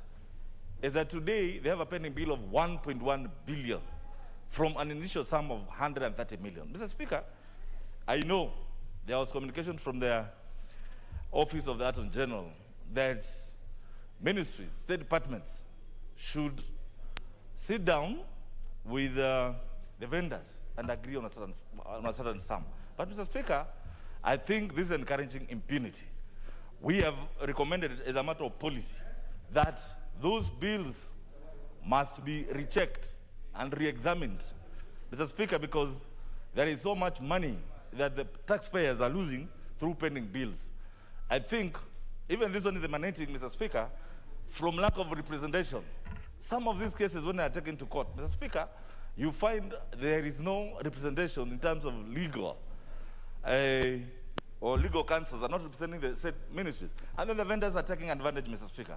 So when they give a bill which includes penalties and interests, then it becomes impossible, Mr. Speaker. I don't see how in 2 years' time, 130 million can multiply to 1.1 billion. And again, Mr. Speaker, I think if we want to be realistic, sporting activity in this country means a lot. If we have to be serious with our youth, Mr. Speaker, we must develop the stadium as was promised and how it's supposed to be. Mr. Speaker, when you look at the 7 regional stadiums that were set out, after this committee went out, Mr. Speaker, most of those regional stadia are either 70%, 20%, 40%, and that's why as a committee we have recommended that the National Youth Service should be engaged. We have also advised that the ministry calls the contractors so that you can have a meeting point instead of chasing them away. And Mr. Speaker, again, it has become a trend that once you discontinue or there's a breach of contract, the contractor always runs to court and they are awarded, while the state departments are not represented. Then now it has become a vicious circle.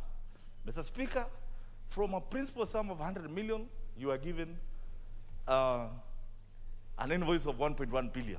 So, Mr. Speaker, we are recommending to the ministry and even to Treasury that, and I have seen the Budget and Appropriation Committee have introduced pending bills some amount.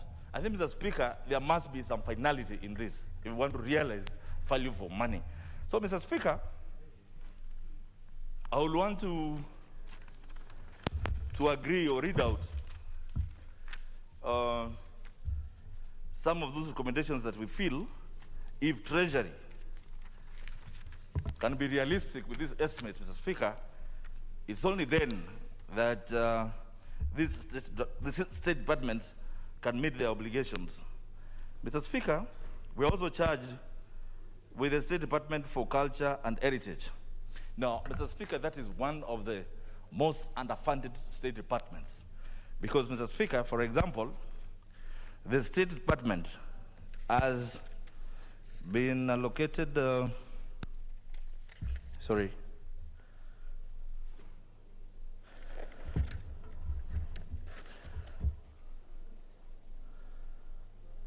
$1.3 billion, Mr. Speaker. And out of that, Mr. Speaker, that's what they expected. The Treasury has allocated the State Department for Culture and Heritage have been allocated 2.8 billion. This comprises Kenya shillings 2.7 billion for recurrent and 54 million for development. However, Mr. Speaker, the State Department requires 7.2 billion, which translates to a recurrent of 4.62 billion and a development for 2.8 billion. So, Mr. Speaker, when you look at this budget, when Treasury proposed to allocate 2.7 million and only 4.8 million, Mr. Speaker, it does not make sense. So, as a committee, Mr. Speaker, we feel that this State Department has been underfunded. And Mr. Speaker, you know, our heritage, culture, and everything, where we pride in, our museums are in poor state. Mr. Speaker, if you go to National Archives, the last time it was paid is about 20 years ago. The tables, even the staff, Mr. Speaker, if you go to the National Archives of Kisumu, there are only 2 staff. That's the manager, the messenger, while according to their statistics and logistics, they're supposed to have a workforce of about 35 staff members. So, Mr. Speaker, we are requesting Treasury also to fund this State Department so that they can hire more staff, Mr. Speaker. Because going by this, it means this State Department, Mr. Speaker, and that carries the heritage of this country, Mr. Speaker, is coming to an end. Similarly, Mr. Speaker, when you look at the State Department for Tourism, Mr. Speaker, again, the same story. 6.8 billion, 6.9 billion. That translates to 3.3 billion for recurrent and 1.3 billion for development. Mr. Speaker, Treasury has only allocated 1.8 billion against a requirement of 6.4 billion. Yet, Mr. Speaker, Treasury expects the Minister of Tourism to raise 4 billion in A in A. Mr. Speaker, that is not possible given the COVID situation, and even globally, tourism is not doing well. So, Mr. Speaker, we are saying, let these estimates be realistic. Otherwise, as a country, we are going to lose. And Mr. Speaker, when you look at this failure to fund these state departments, you see colleges like Ronald Gala in Mombasa, which initially was supposed to be completed about 3 years ago, 4 years ago. It is still 60% complete. Yet, the pending bills which are there, I'm told the original bill was 330 million. Now, the contractors expect to be paid 1.5 billion. Why? Because of penalties and interest that accrue due to failure of payment. So, Mr. Speaker, I think it's high time that Treasury became serious in its estimates. And, Mr. Speaker, I hope this House should take the rightful position in budget-making process. Because from where we sit, Mr. Speaker, I think there is some injecting by Treasury to hide deficits. Because, Mr. Speaker, if I'm speaking for the 2 ministers that are oversight, you don't expect them to collect monies in these difficult times. Those few remarks, Mr. Speaker, I support.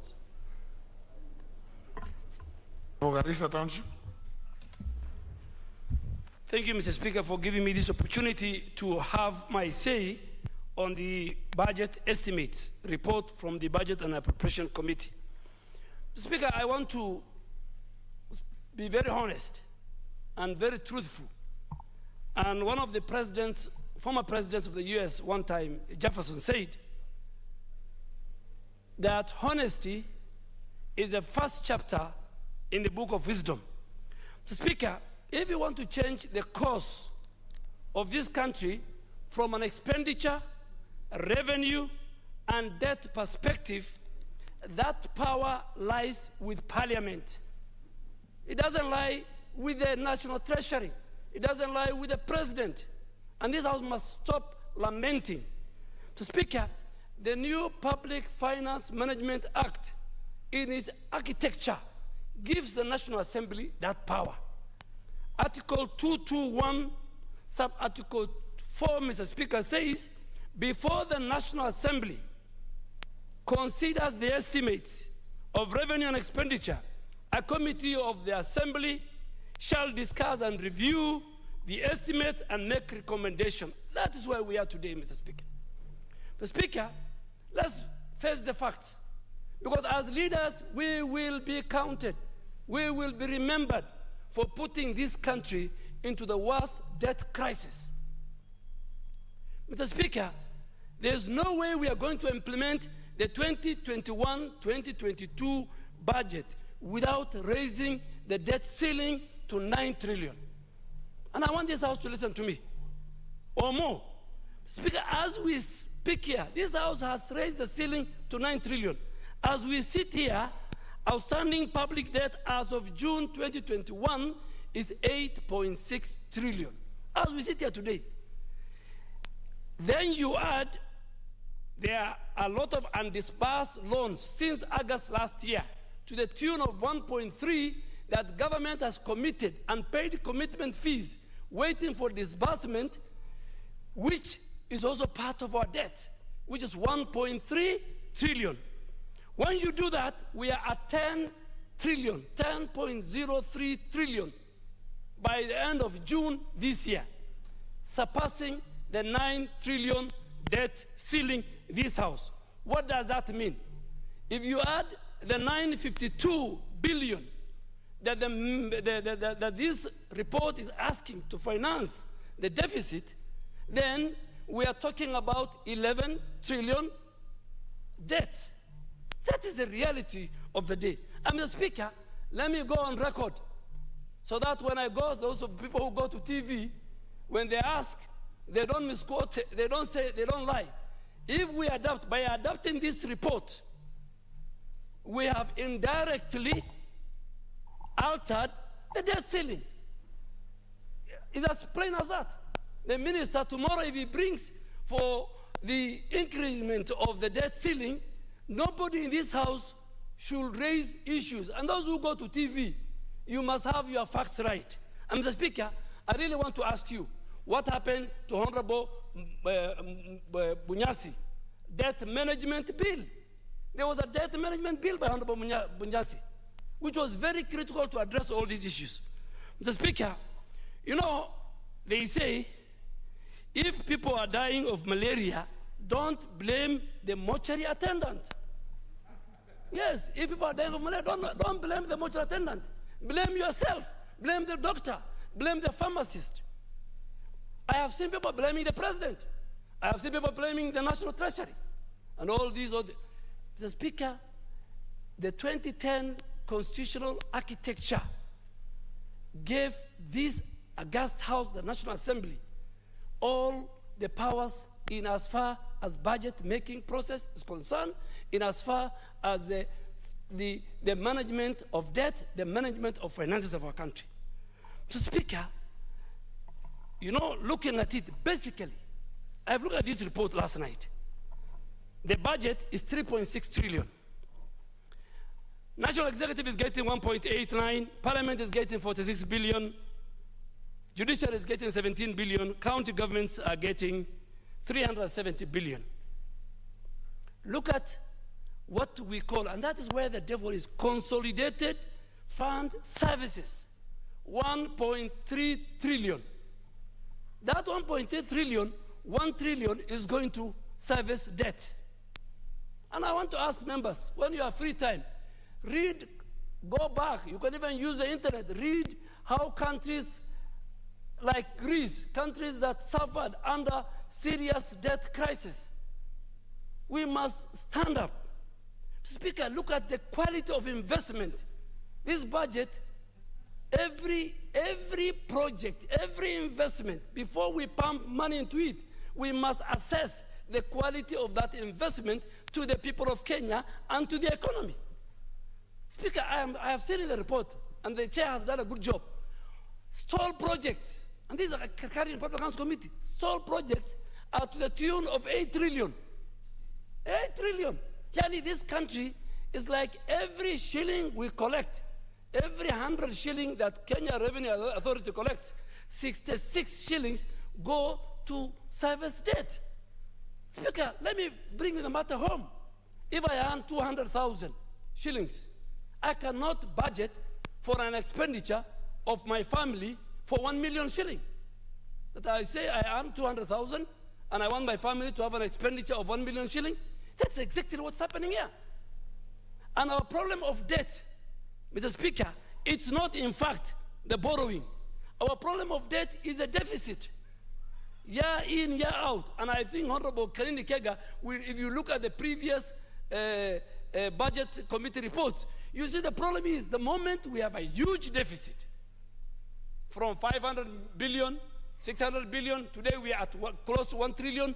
The moment you have a deficit, then you will be forced to borrow. Where are we borrowing? According to this report, the domestic market or the domestic debt is at, from the 952, the domestic debt is 661 billion. And from the foreign debt, they will borrow 291. When you borrow locally, what do you do to the economy? What do you do to Kenyan businessmen and Kenyan companies? Government competes. Government then will compete with the private sector. And when the banks have a choice between a Kenyan business that wants to provide collateral against a government treasury bills, then banks will either raise the conditions and the interest rate for Kenyans to borrow against the government borrowing. So, Mr. Speaker, this again affects the growth of the private sector. Mr. Speaker, I have talked about this issue of debt. And I want to tell people and say it, that our problem in budget making process and from the National Treasury is the discrepancy between revenue raised and the spending plans. They must tally. They must be consistent. They must agree to each other.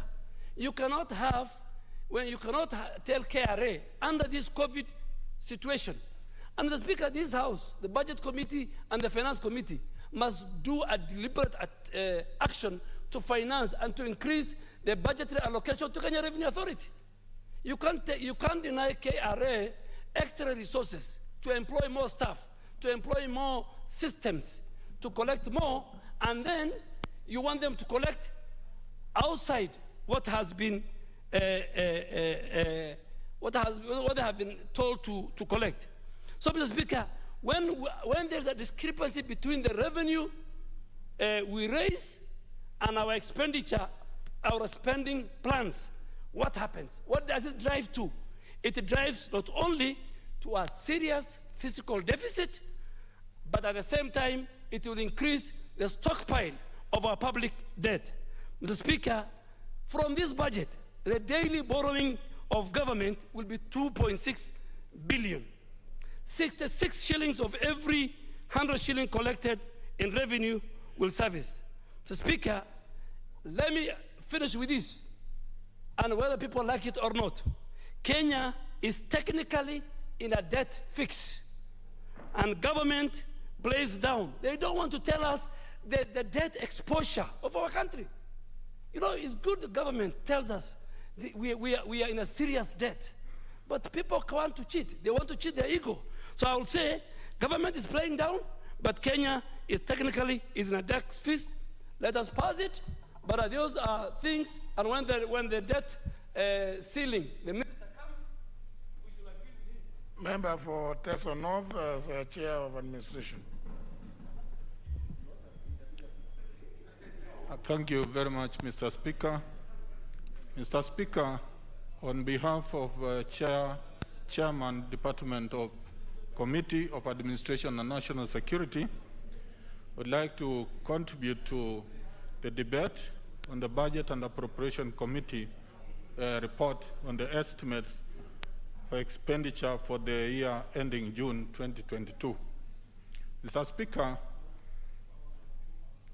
the estimates come against the background of not only COVID, but an increase in terms of an increase in crime rate in the country. And Mr. Speaker, I want to thank the chairman of the Budget and Appropriation Committee and the committee for the work, and especially for the good report. And I also want to thank the members of the Departmental Committee on Administration and National Security for the many hours they put into considering the estimates. Mr. Speaker, I'm happy to note that significant resources were proposed towards the budget in the Department of Interior and other departments within which we oversee as a committee.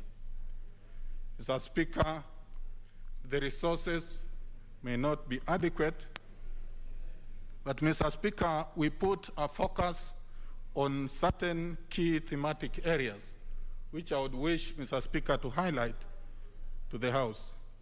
Mr. Speaker, we focused on the expansion of the national surveillance and control system, where we provided 1 billion for the national committee.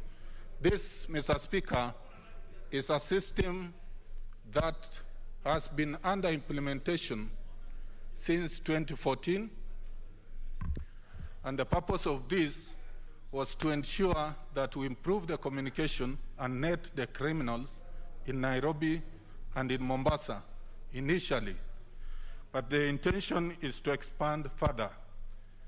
So 1 billion was provided to complete the debt to Safaricom, which was working in partnership with the police department.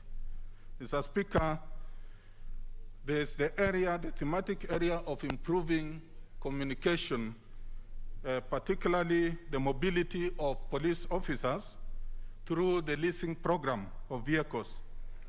10 billion was allocated, and this amount, I wish to note that the committee established that the amount was now moved from Interior to the Treasury. And the committee supported this policy as a measure to improve service delivery. Any such policy is supported. Mr. Speaker, sir, the question of police modernization, 1 billion was proposed for the purpose of police modernization, enhancing the efficient and effective service delivery by police officers. Mr. Speaker, sir, you'll note that to have a policeman who is effective and indeed efficient, there are 3 key things that have to be looked into, and I think these are the considerations we had. 1, the police officer must be trained well and have the skills required to undertake the functions. He must be equipped well. And Mr. Speaker, we must look at the welfare of police officers. So one of the areas that we are looking at is dealing with the crime, like the issue of terrorism, which was on the rise. It is on the rise, and the terrorists have become more complicated. They have become more sophisticated, and therefore they need to have equipment, such as even drones, the use of drones in operation areas where these terrorists and officers operate at a risky area to deal with them. So that element was highlighted by the committee as key. And Mr. Speaker, there's the issue of equipping the forensic laboratory, which was proposed 335 million. And this, Mr. Speaker, is meant to enhance the capability of our Directorate of Investigation to be able to unearth some serious crimes or even complex other areas in terms of the laboratory they use, the forensic laboratory. Mr. Speaker, you'll note that lately, for example, We had a case recently which is trending where a criminal was shot some 3 weeks ago, for example, in Teso North. This criminal, after 3 weeks, reappeared. He reappeared, and it has been trending in the social media. Now, this kind of situation requires proper identification through forensic lab. And this particular item is meant to ensure that the lab that has already been built at the DCI is properly equipped to identify the real criminal, whether it's the one who was killed or the one who has reappeared. Mr. Speaker, to sustain the police welfare,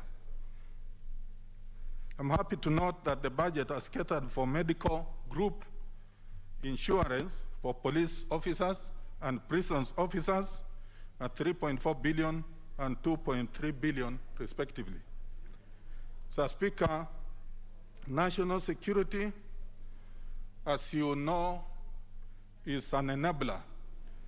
And because it's an enabler, it is meant to support all other sectors, because without a stable security, then we have a problem. Other sectors can't operate. Mr. Speaker, the committee also looked at other areas which were of need that needed to be enhanced because of the importance of those areas and functions. Police face challenges in performing their duties, and the issue of welfare of police is key. You would note, Mr. Speaker, that there have been increasing reports of police officers, some of them shooting themselves, some of them in situations where they have, where they work, they end up not having psychosocial support, which is required to enable them to be counseled and be able to get back to the normal life. Mr. Speaker, it was proposed 40 million be provided to the National Police Service Commission to enable it start the process of establishing counseling centers at regional centers, particularly in Mombasa and other regional areas. So this will go alongside giving psychosocial support to officers who are affected in the course of their line of duty. Mr. Speaker, the other area that I wish to note the committee considered was the area of the drug menace. Since the drug menace, particularly in the coastal region, has been very high, and that, Mr. Speaker, some time back, His Excellency the President directed the Miritini National Youth Service Center to be opened and rehabilitated so that the youth that are affected by the drug menace can actually be rehabilitated and brought to normal life. Mr. Speaker, the committee recommended that 50 million shillings be provided to have this center operational. Mr. Speaker, to enhance the fight on corruption, about 150 million was provided so that the departments concerned can really focus, especially the DCI. And Mr. Speaker, there is the program of the Public Service Commission on internship, recruitment of interns. As you would note, Mr. Speaker, in 2019-2020, this program started, and this House provided funds that have been able to take over 6,000 for internship programs.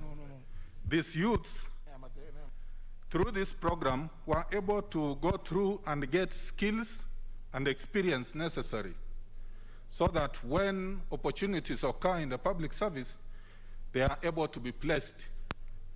And therefore, this is a very important program. During the last budgets, no funds were provided for the administration of this program, and the committee considered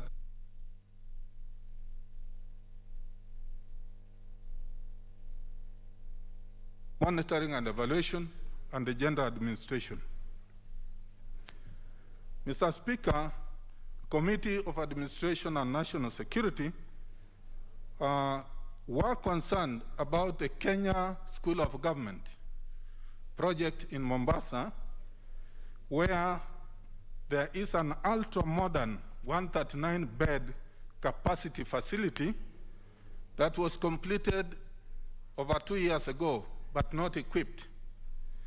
This facility for the Kenya School of Government is one of the best and could be the best in Africa. And Mr. Speaker, Kenya School of Government, as members will recall, was the former Kenya Institute of Administration. And this was the heartbeat of the public service. Most senior officers, especially in administration and other departments, went through there. And Mr. Speaker, today we have a low capacity of training of these officers because of the resources or the infrastructure. And Mr. Speaker, the committee considered that while the equipping of this facility required 300 million, and because of the scarce resources, the committee considered at least to kickstart the utilization of that facility by providing 200 million. Mr. Speaker, this facility in Mombasa is going to be Africa's John F. Kennedy School of Government, if utilized properly. And Mr. Speaker, those are the key highlights I wish to bring up on behalf of our committee, on behalf of my chair, Peter Mwadhi, that we support the budget. Of course, there are limitations of funding, there are challenges, but overall, the most important is to be able to enhance our security so that our economy can grow. I support, Mr. Speaker. Thank you. Proceeding. I thank the Honorable Speaker for giving me this chance to add my voice to the deliberations of this very important motion, which is the budget 2021-2022. Honorable Speaker, on behalf of my committee of transport, Honorable Speaker, we want also to extend our appreciation and thanks to the Committee of Budget and Appropriation. The reason being, Honorable Speaker, we had very good negotiations together as committee, and most of the things we agreed, Honorable Speaker. As we join other colleagues and members of this House who reiterated, Honorable Speaker, that this is the House of budget making. We are not a conveyor belt, Honorable Speaker. We scrutinize for the purposes and in relation or representing our people, Honorable Speaker. And therefore I agree with them. Speaker, as a transport committee, we were able to process a number of departments under transport committee, Honorable Speaker, and as follows, that we proposed to the Budget and Appropriation Committee to approve and agree with us an approval of 193 billion, Honorable Speaker, to the Department of Infrastructure. Further, Honorable Speaker, we also proposed to the committee and this House to agree with us and approve 10.7 billion, Honorable Speaker, to Department of Transport. As well, Honorable Speaker, Shipping Department, 2.7 billion, Housing, 15.2 billion, Public Works, Honorable Speaker, 4.23 billion, and further, Honorable Speaker, there are some departments which concerns transport that were taken to National Treasury. But in accordance with Standing Orders 216, Honorable Speaker, they remain in the purview of my committee in terms of day-to-day activities, Honorable Speaker, and particularly budget. And therefore, Speaker, we processed, together with them and the ministry, the Department of Rail Program, which is, of course, Honorable Speaker, Kenya Railway. And we are proposing to Budget Committee and this House to approve for them 34 billion, Honorable Speaker.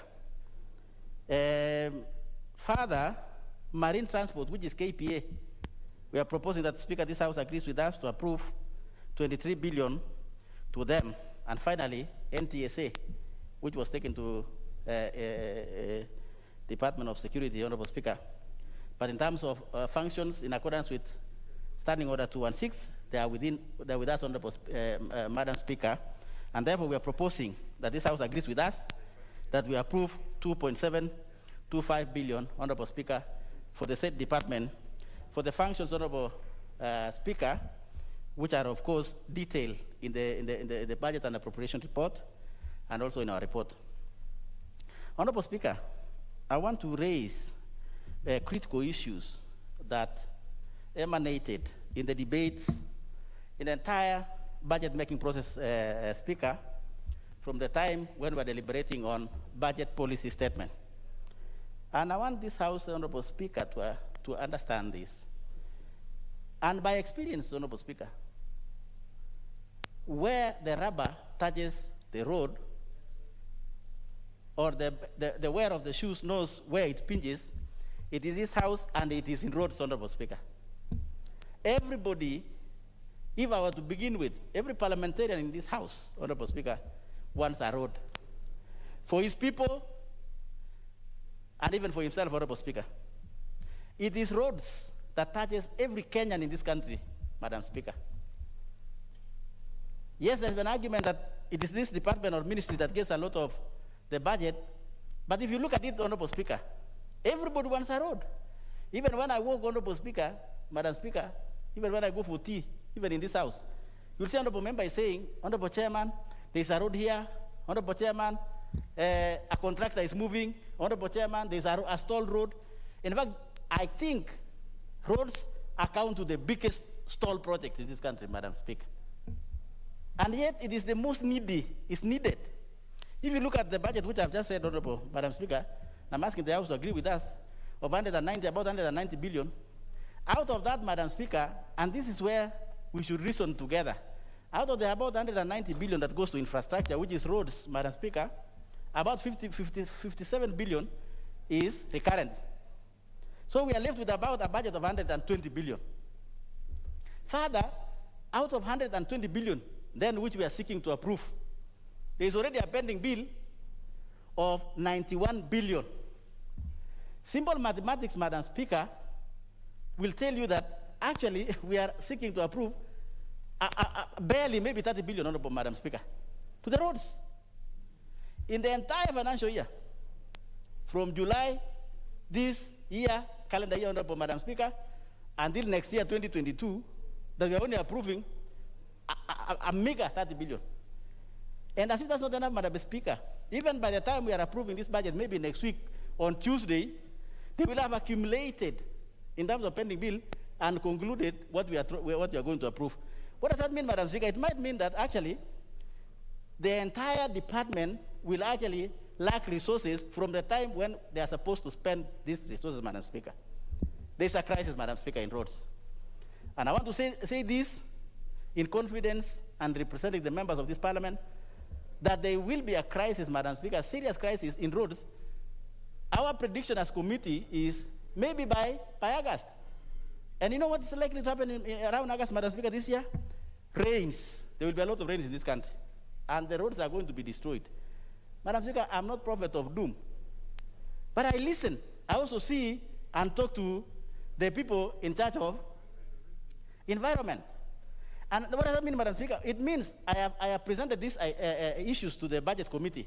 And I'm happy and glad that our able chief whip of the majority side, who sits in parliament almost entirely, Madam Speaker, sits also in budget. And I cried in budget, Madam Speaker, on behalf of the entire country, that there's no money in roads. We have a problem, Madam Speaker. And it's better said on record so that if there will be a crisis in August, I will say and I will raise my hands up and I say, I will have said this on behalf of these honorable members sitting in this house, Madam Speaker. Because if you put that together, that this is the most needy program in this country, then we must do something as a house, Madam Speaker. That's why I started when I'm moving this or contributing, I started by saying this house is house of making budget, not a conveyor belt. We must be able to move resources, Madam Speaker, from elsewhere to roads. Everybody wants. We'll have a problem in August. Entire contractors will have moved from all roads. We have about 3,000 roads, Madam Speaker, both in Kenya, in Kura, and Kera. Madam Speaker, about 3,000 pieces of roads that are being done differently in this country.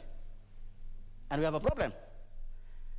When we raise those problems, Madam Speaker, some other people and thinkers say, why do we begin a road? Why don't we complete other roads, which are already having a huge pending bill? Why don't we complete those ones? And then later now we can begin new roads, Madam Speaker. That is a very simple explanation, but very difficult to implement, Madam Speaker. You know why? Because if you look at some parts of this country have not even seen a tarmac road. Some parts of this country. Somebody who presented to our committee, very serious, Honorable Madam Speaker, comes from Taita Taveta. Some parts of Taita Taveta, critical constituencies, have not even seen a tarmac road. People go for tours. It was the same as with my county, which is West Pokot, before Jubilee took over. Many people used to go for tours to go and see a tarmac road, and I'm also started, Madam Speaker, even in your own county. And what are we trying to say, Madam Speaker? I'm trying to say that idea that, okay, let us finish this which are going on now, and then we start a new one next time, it will mean that we are developing half of the country. And half of the country, we are going to leave it out. Is that the idea? Are we building one country? We are not. We might be building two countries, Madam Speaker. And that is why I wanted to say that, so that when people are debating and racing, they should not tell my committee and myself and say, look, why don't you then finish those ones and then you begin other ones? If you do like that, Madam Speaker, in this country, we will be developing half of the country. You know what's going to happen? We are going to bring a conflict among communities, Madam Speaker. So what are we trying to say? That this house is not necessarily a house of conveyor belts. We are budget making, and I'm pleading, Honorable Madam Speaker, which I did to the budget committee, to this house, that coming to Committee of Supply, let us move money to roads, Madam Speaker. We have made suggestion. What are we looking at? We are looking at about 50 billion, Madam Speaker, between 50 and 75 billion addition to roads, so that we can have our country moving. Then the question came, where will the resources come from? Oh, we have a small basket, which is true, Madam Speaker. We made a suggestion as this committee and said we cannot only fund roads using normal budget. We proposed for floating of a bond to this house, Honorable Madam Speaker, 2 years ago. Because we said we cannot just continue as if it's normal. It's not normal. We should think outside the box or without the box. We suggested floating of a bond. What is a bond? A bond, of course, Madam Speaker, looks like it's a loan, which is true, it's a loan. So we suggested to this house, and House approved, we amended the law that Kenya Roads Board floats a bond in or on top of the normal budget. We float a bond, Madam Speaker. So what will be the security? How are we going to leverage? We suggested to this house. There are two options, Madam Speaker. One is to securitize using fuel levy. We have fuel levy, Madam Speaker, which we basically or mostly use for maintenance of our roads. We can leverage that resource and get money to build our roads. And then we can now maintain, Madam Speaker, even using the normal budget. Because why do we have roads, Madam Speaker? Build it for the next 20 years. Why don't we get a bond, build our roads and enjoy today? Then we can pay slowly for those 20 years using our fuel levy and maintain now using the budget. We suggested that, Madam Speaker, and the House and honorable members agreed with us that Kenya Roads Board then floats that bond. Securitizing it using what? Fuel levy.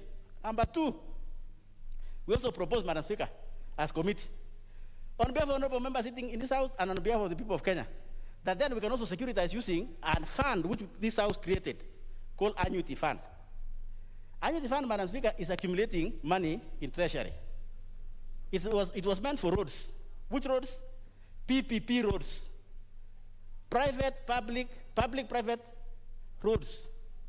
We calculated as a committee, Honorable Speaker, on behalf of the House, and we found out that that program was most expensive program almost in the world in terms of delivering roads. How much? We found out, Honorable Madam Speaker, that using that program, which is annuity, or using annuity to fund PPP, will cost a road 240 million a kilometer using annuity. The normal conventional way is like this, Madam Speaker. The low volume roads is 50 million per kilometer. The conventional, the standard roads like Kura roads is about 80 million, Madam Speaker, per kilometer. Kenya roads, which are now the big roads, the Kenya roads, the trunk roads, about 120 to 150, 120, between 120 and 130 million per kilometer, Madam Speaker. The annuity one is 240. Why? Because private sector puts his money without government money and comes later to ask government to pay. So where does he get the money? He goes for loan. And when you're doing the loan, there is interest and so on. And therefore, the people of Kenya, through PPP and annuity, are asked to pay for loan and interest of private sector. That program, Honorable Madam Speaker, is unsustainable, Madam Speaker. We have made it very clear as a committee to this House and approved by Budget Appropriation Committee. Madam Speaker, we must think out of the box because there's a problem in roads. We suggested that to the Budget Appropriation Committee. The minister is coming here, possibly, Honorable Speaker, as it was communicated by the Speaker. We are hoping, Madam Speaker, he must address the issue of roads. We have a problem, Madam Speaker, in roads. In fact, if there's one thing that we require to be done, it is roads. If we do roads, it will spur economy. Everybody will go to his house, children will go to school, and we'll have a good country, Madam Speaker. At least as a committee, we have given an option where we can exit and get more money. And therefore, Budget and Appropriation Committee and Treasury must get us a minimum of 75 billion this financial year, Madam Speaker, so that we can manage to build our roads and the Kenyans access their homes and their social institutions, Madam Speaker. Without which, we'll have a crisis. I want to say, as I conclude, Madam Speaker, if we don't do and think out of the box, we will have a crisis of roads, impassable roads between August and September. And honorable members, you know we are almost going for election. If we have an impassable roads, then all of us shall go home. Please get us the money, honorable members, so that we don't go home. You can go home, but go home differently, not through roads, Madam Speaker. You can go through other things. Maybe you go to other things, but not roads, Madam Speaker. I want to plead with honorable members, and with those few remarks, honorable Madam Speaker, I support the motion. Very well, very well. Members, let me have the chairperson, Environment, Departmental Committee on Environment, the Honorable Kareke Buki.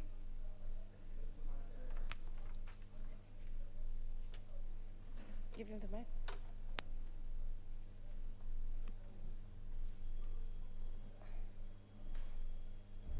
Thank you. Thanks so much, Madam Speaker.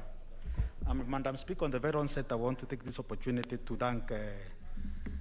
thank you for giving me this opportunity, and to thank the Committee of Environment and Natural Resources for creating time to interrogate this 2021-2022 budget estimate.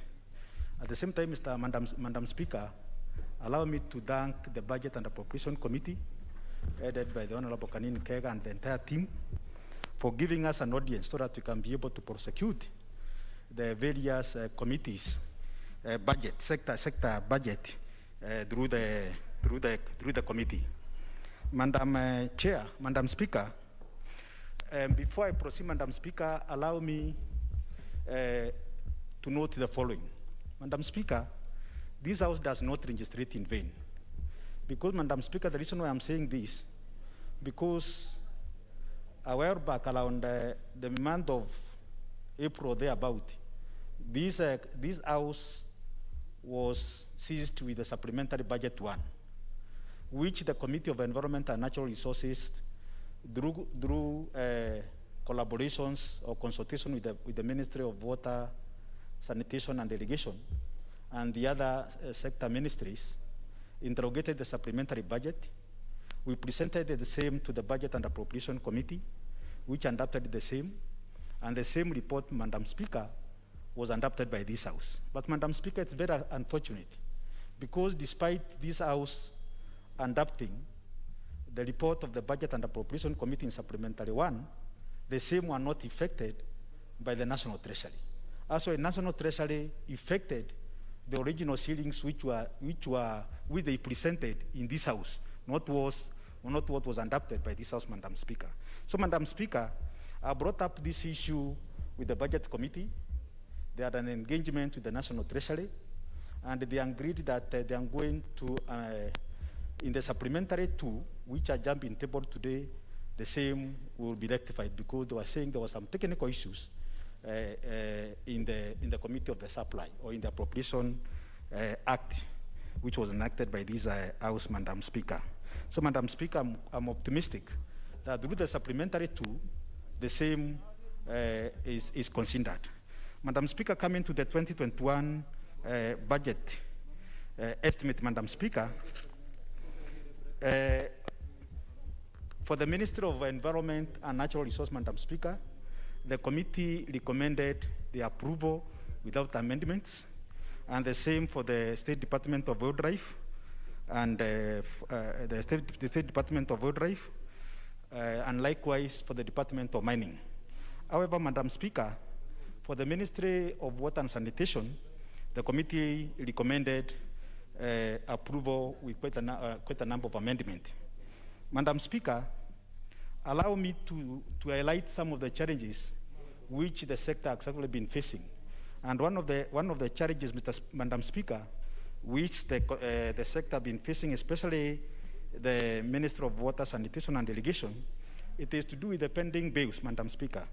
The committee observed that the ministry currently has a sort of pending bill of more than 7.1 billion, most of which are historical pending bills, mainly due to unlimited statutory deduction as a result of exchequer and issues in the previous year.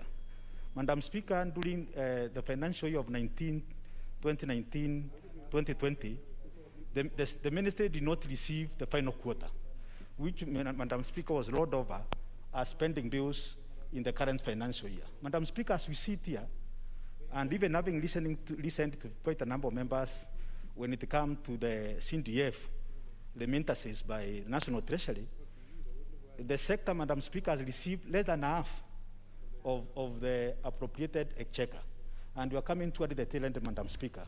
So this means that as we close the year, more than half of the appropriated budget won't be released to by the National Treasury, which of course, Madam Speaker, we're going to spill over as pending bills, Madam Speaker.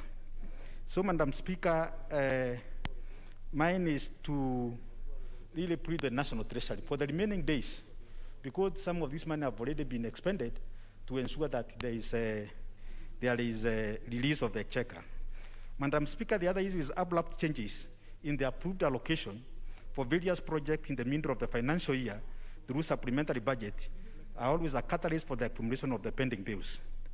The committee proposed that the government should provide funding to settle these pending bills and also curb accumulation of pending bills in future by limiting mid-year changes in the budget and other addendums, Madam Speaker. Because, Madam Speaker, as we are seated here, we have less than 20 days to go.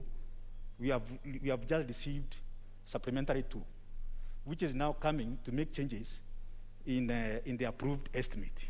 And some of these, Madam Speaker, of course, there may be reductions and maybe some additions. Madam Speaker, when it comes to the Minister of Water and Sanitation and Irrigation, the committee proposed to do some reallocation. And this reallocation, Madam Speaker, the committee observed that there are quite a number of existing strategic irrigation and water harvesting facilities in almost all counties that have been silted up and breached by flood waters, thus leaving the neighboring communities vulnerable and without access to water for farming and domestic use. These facilities were supposed to attenuate flood levels, also have left communities exposed to ranging runoff waters, risking their lives and livelihood.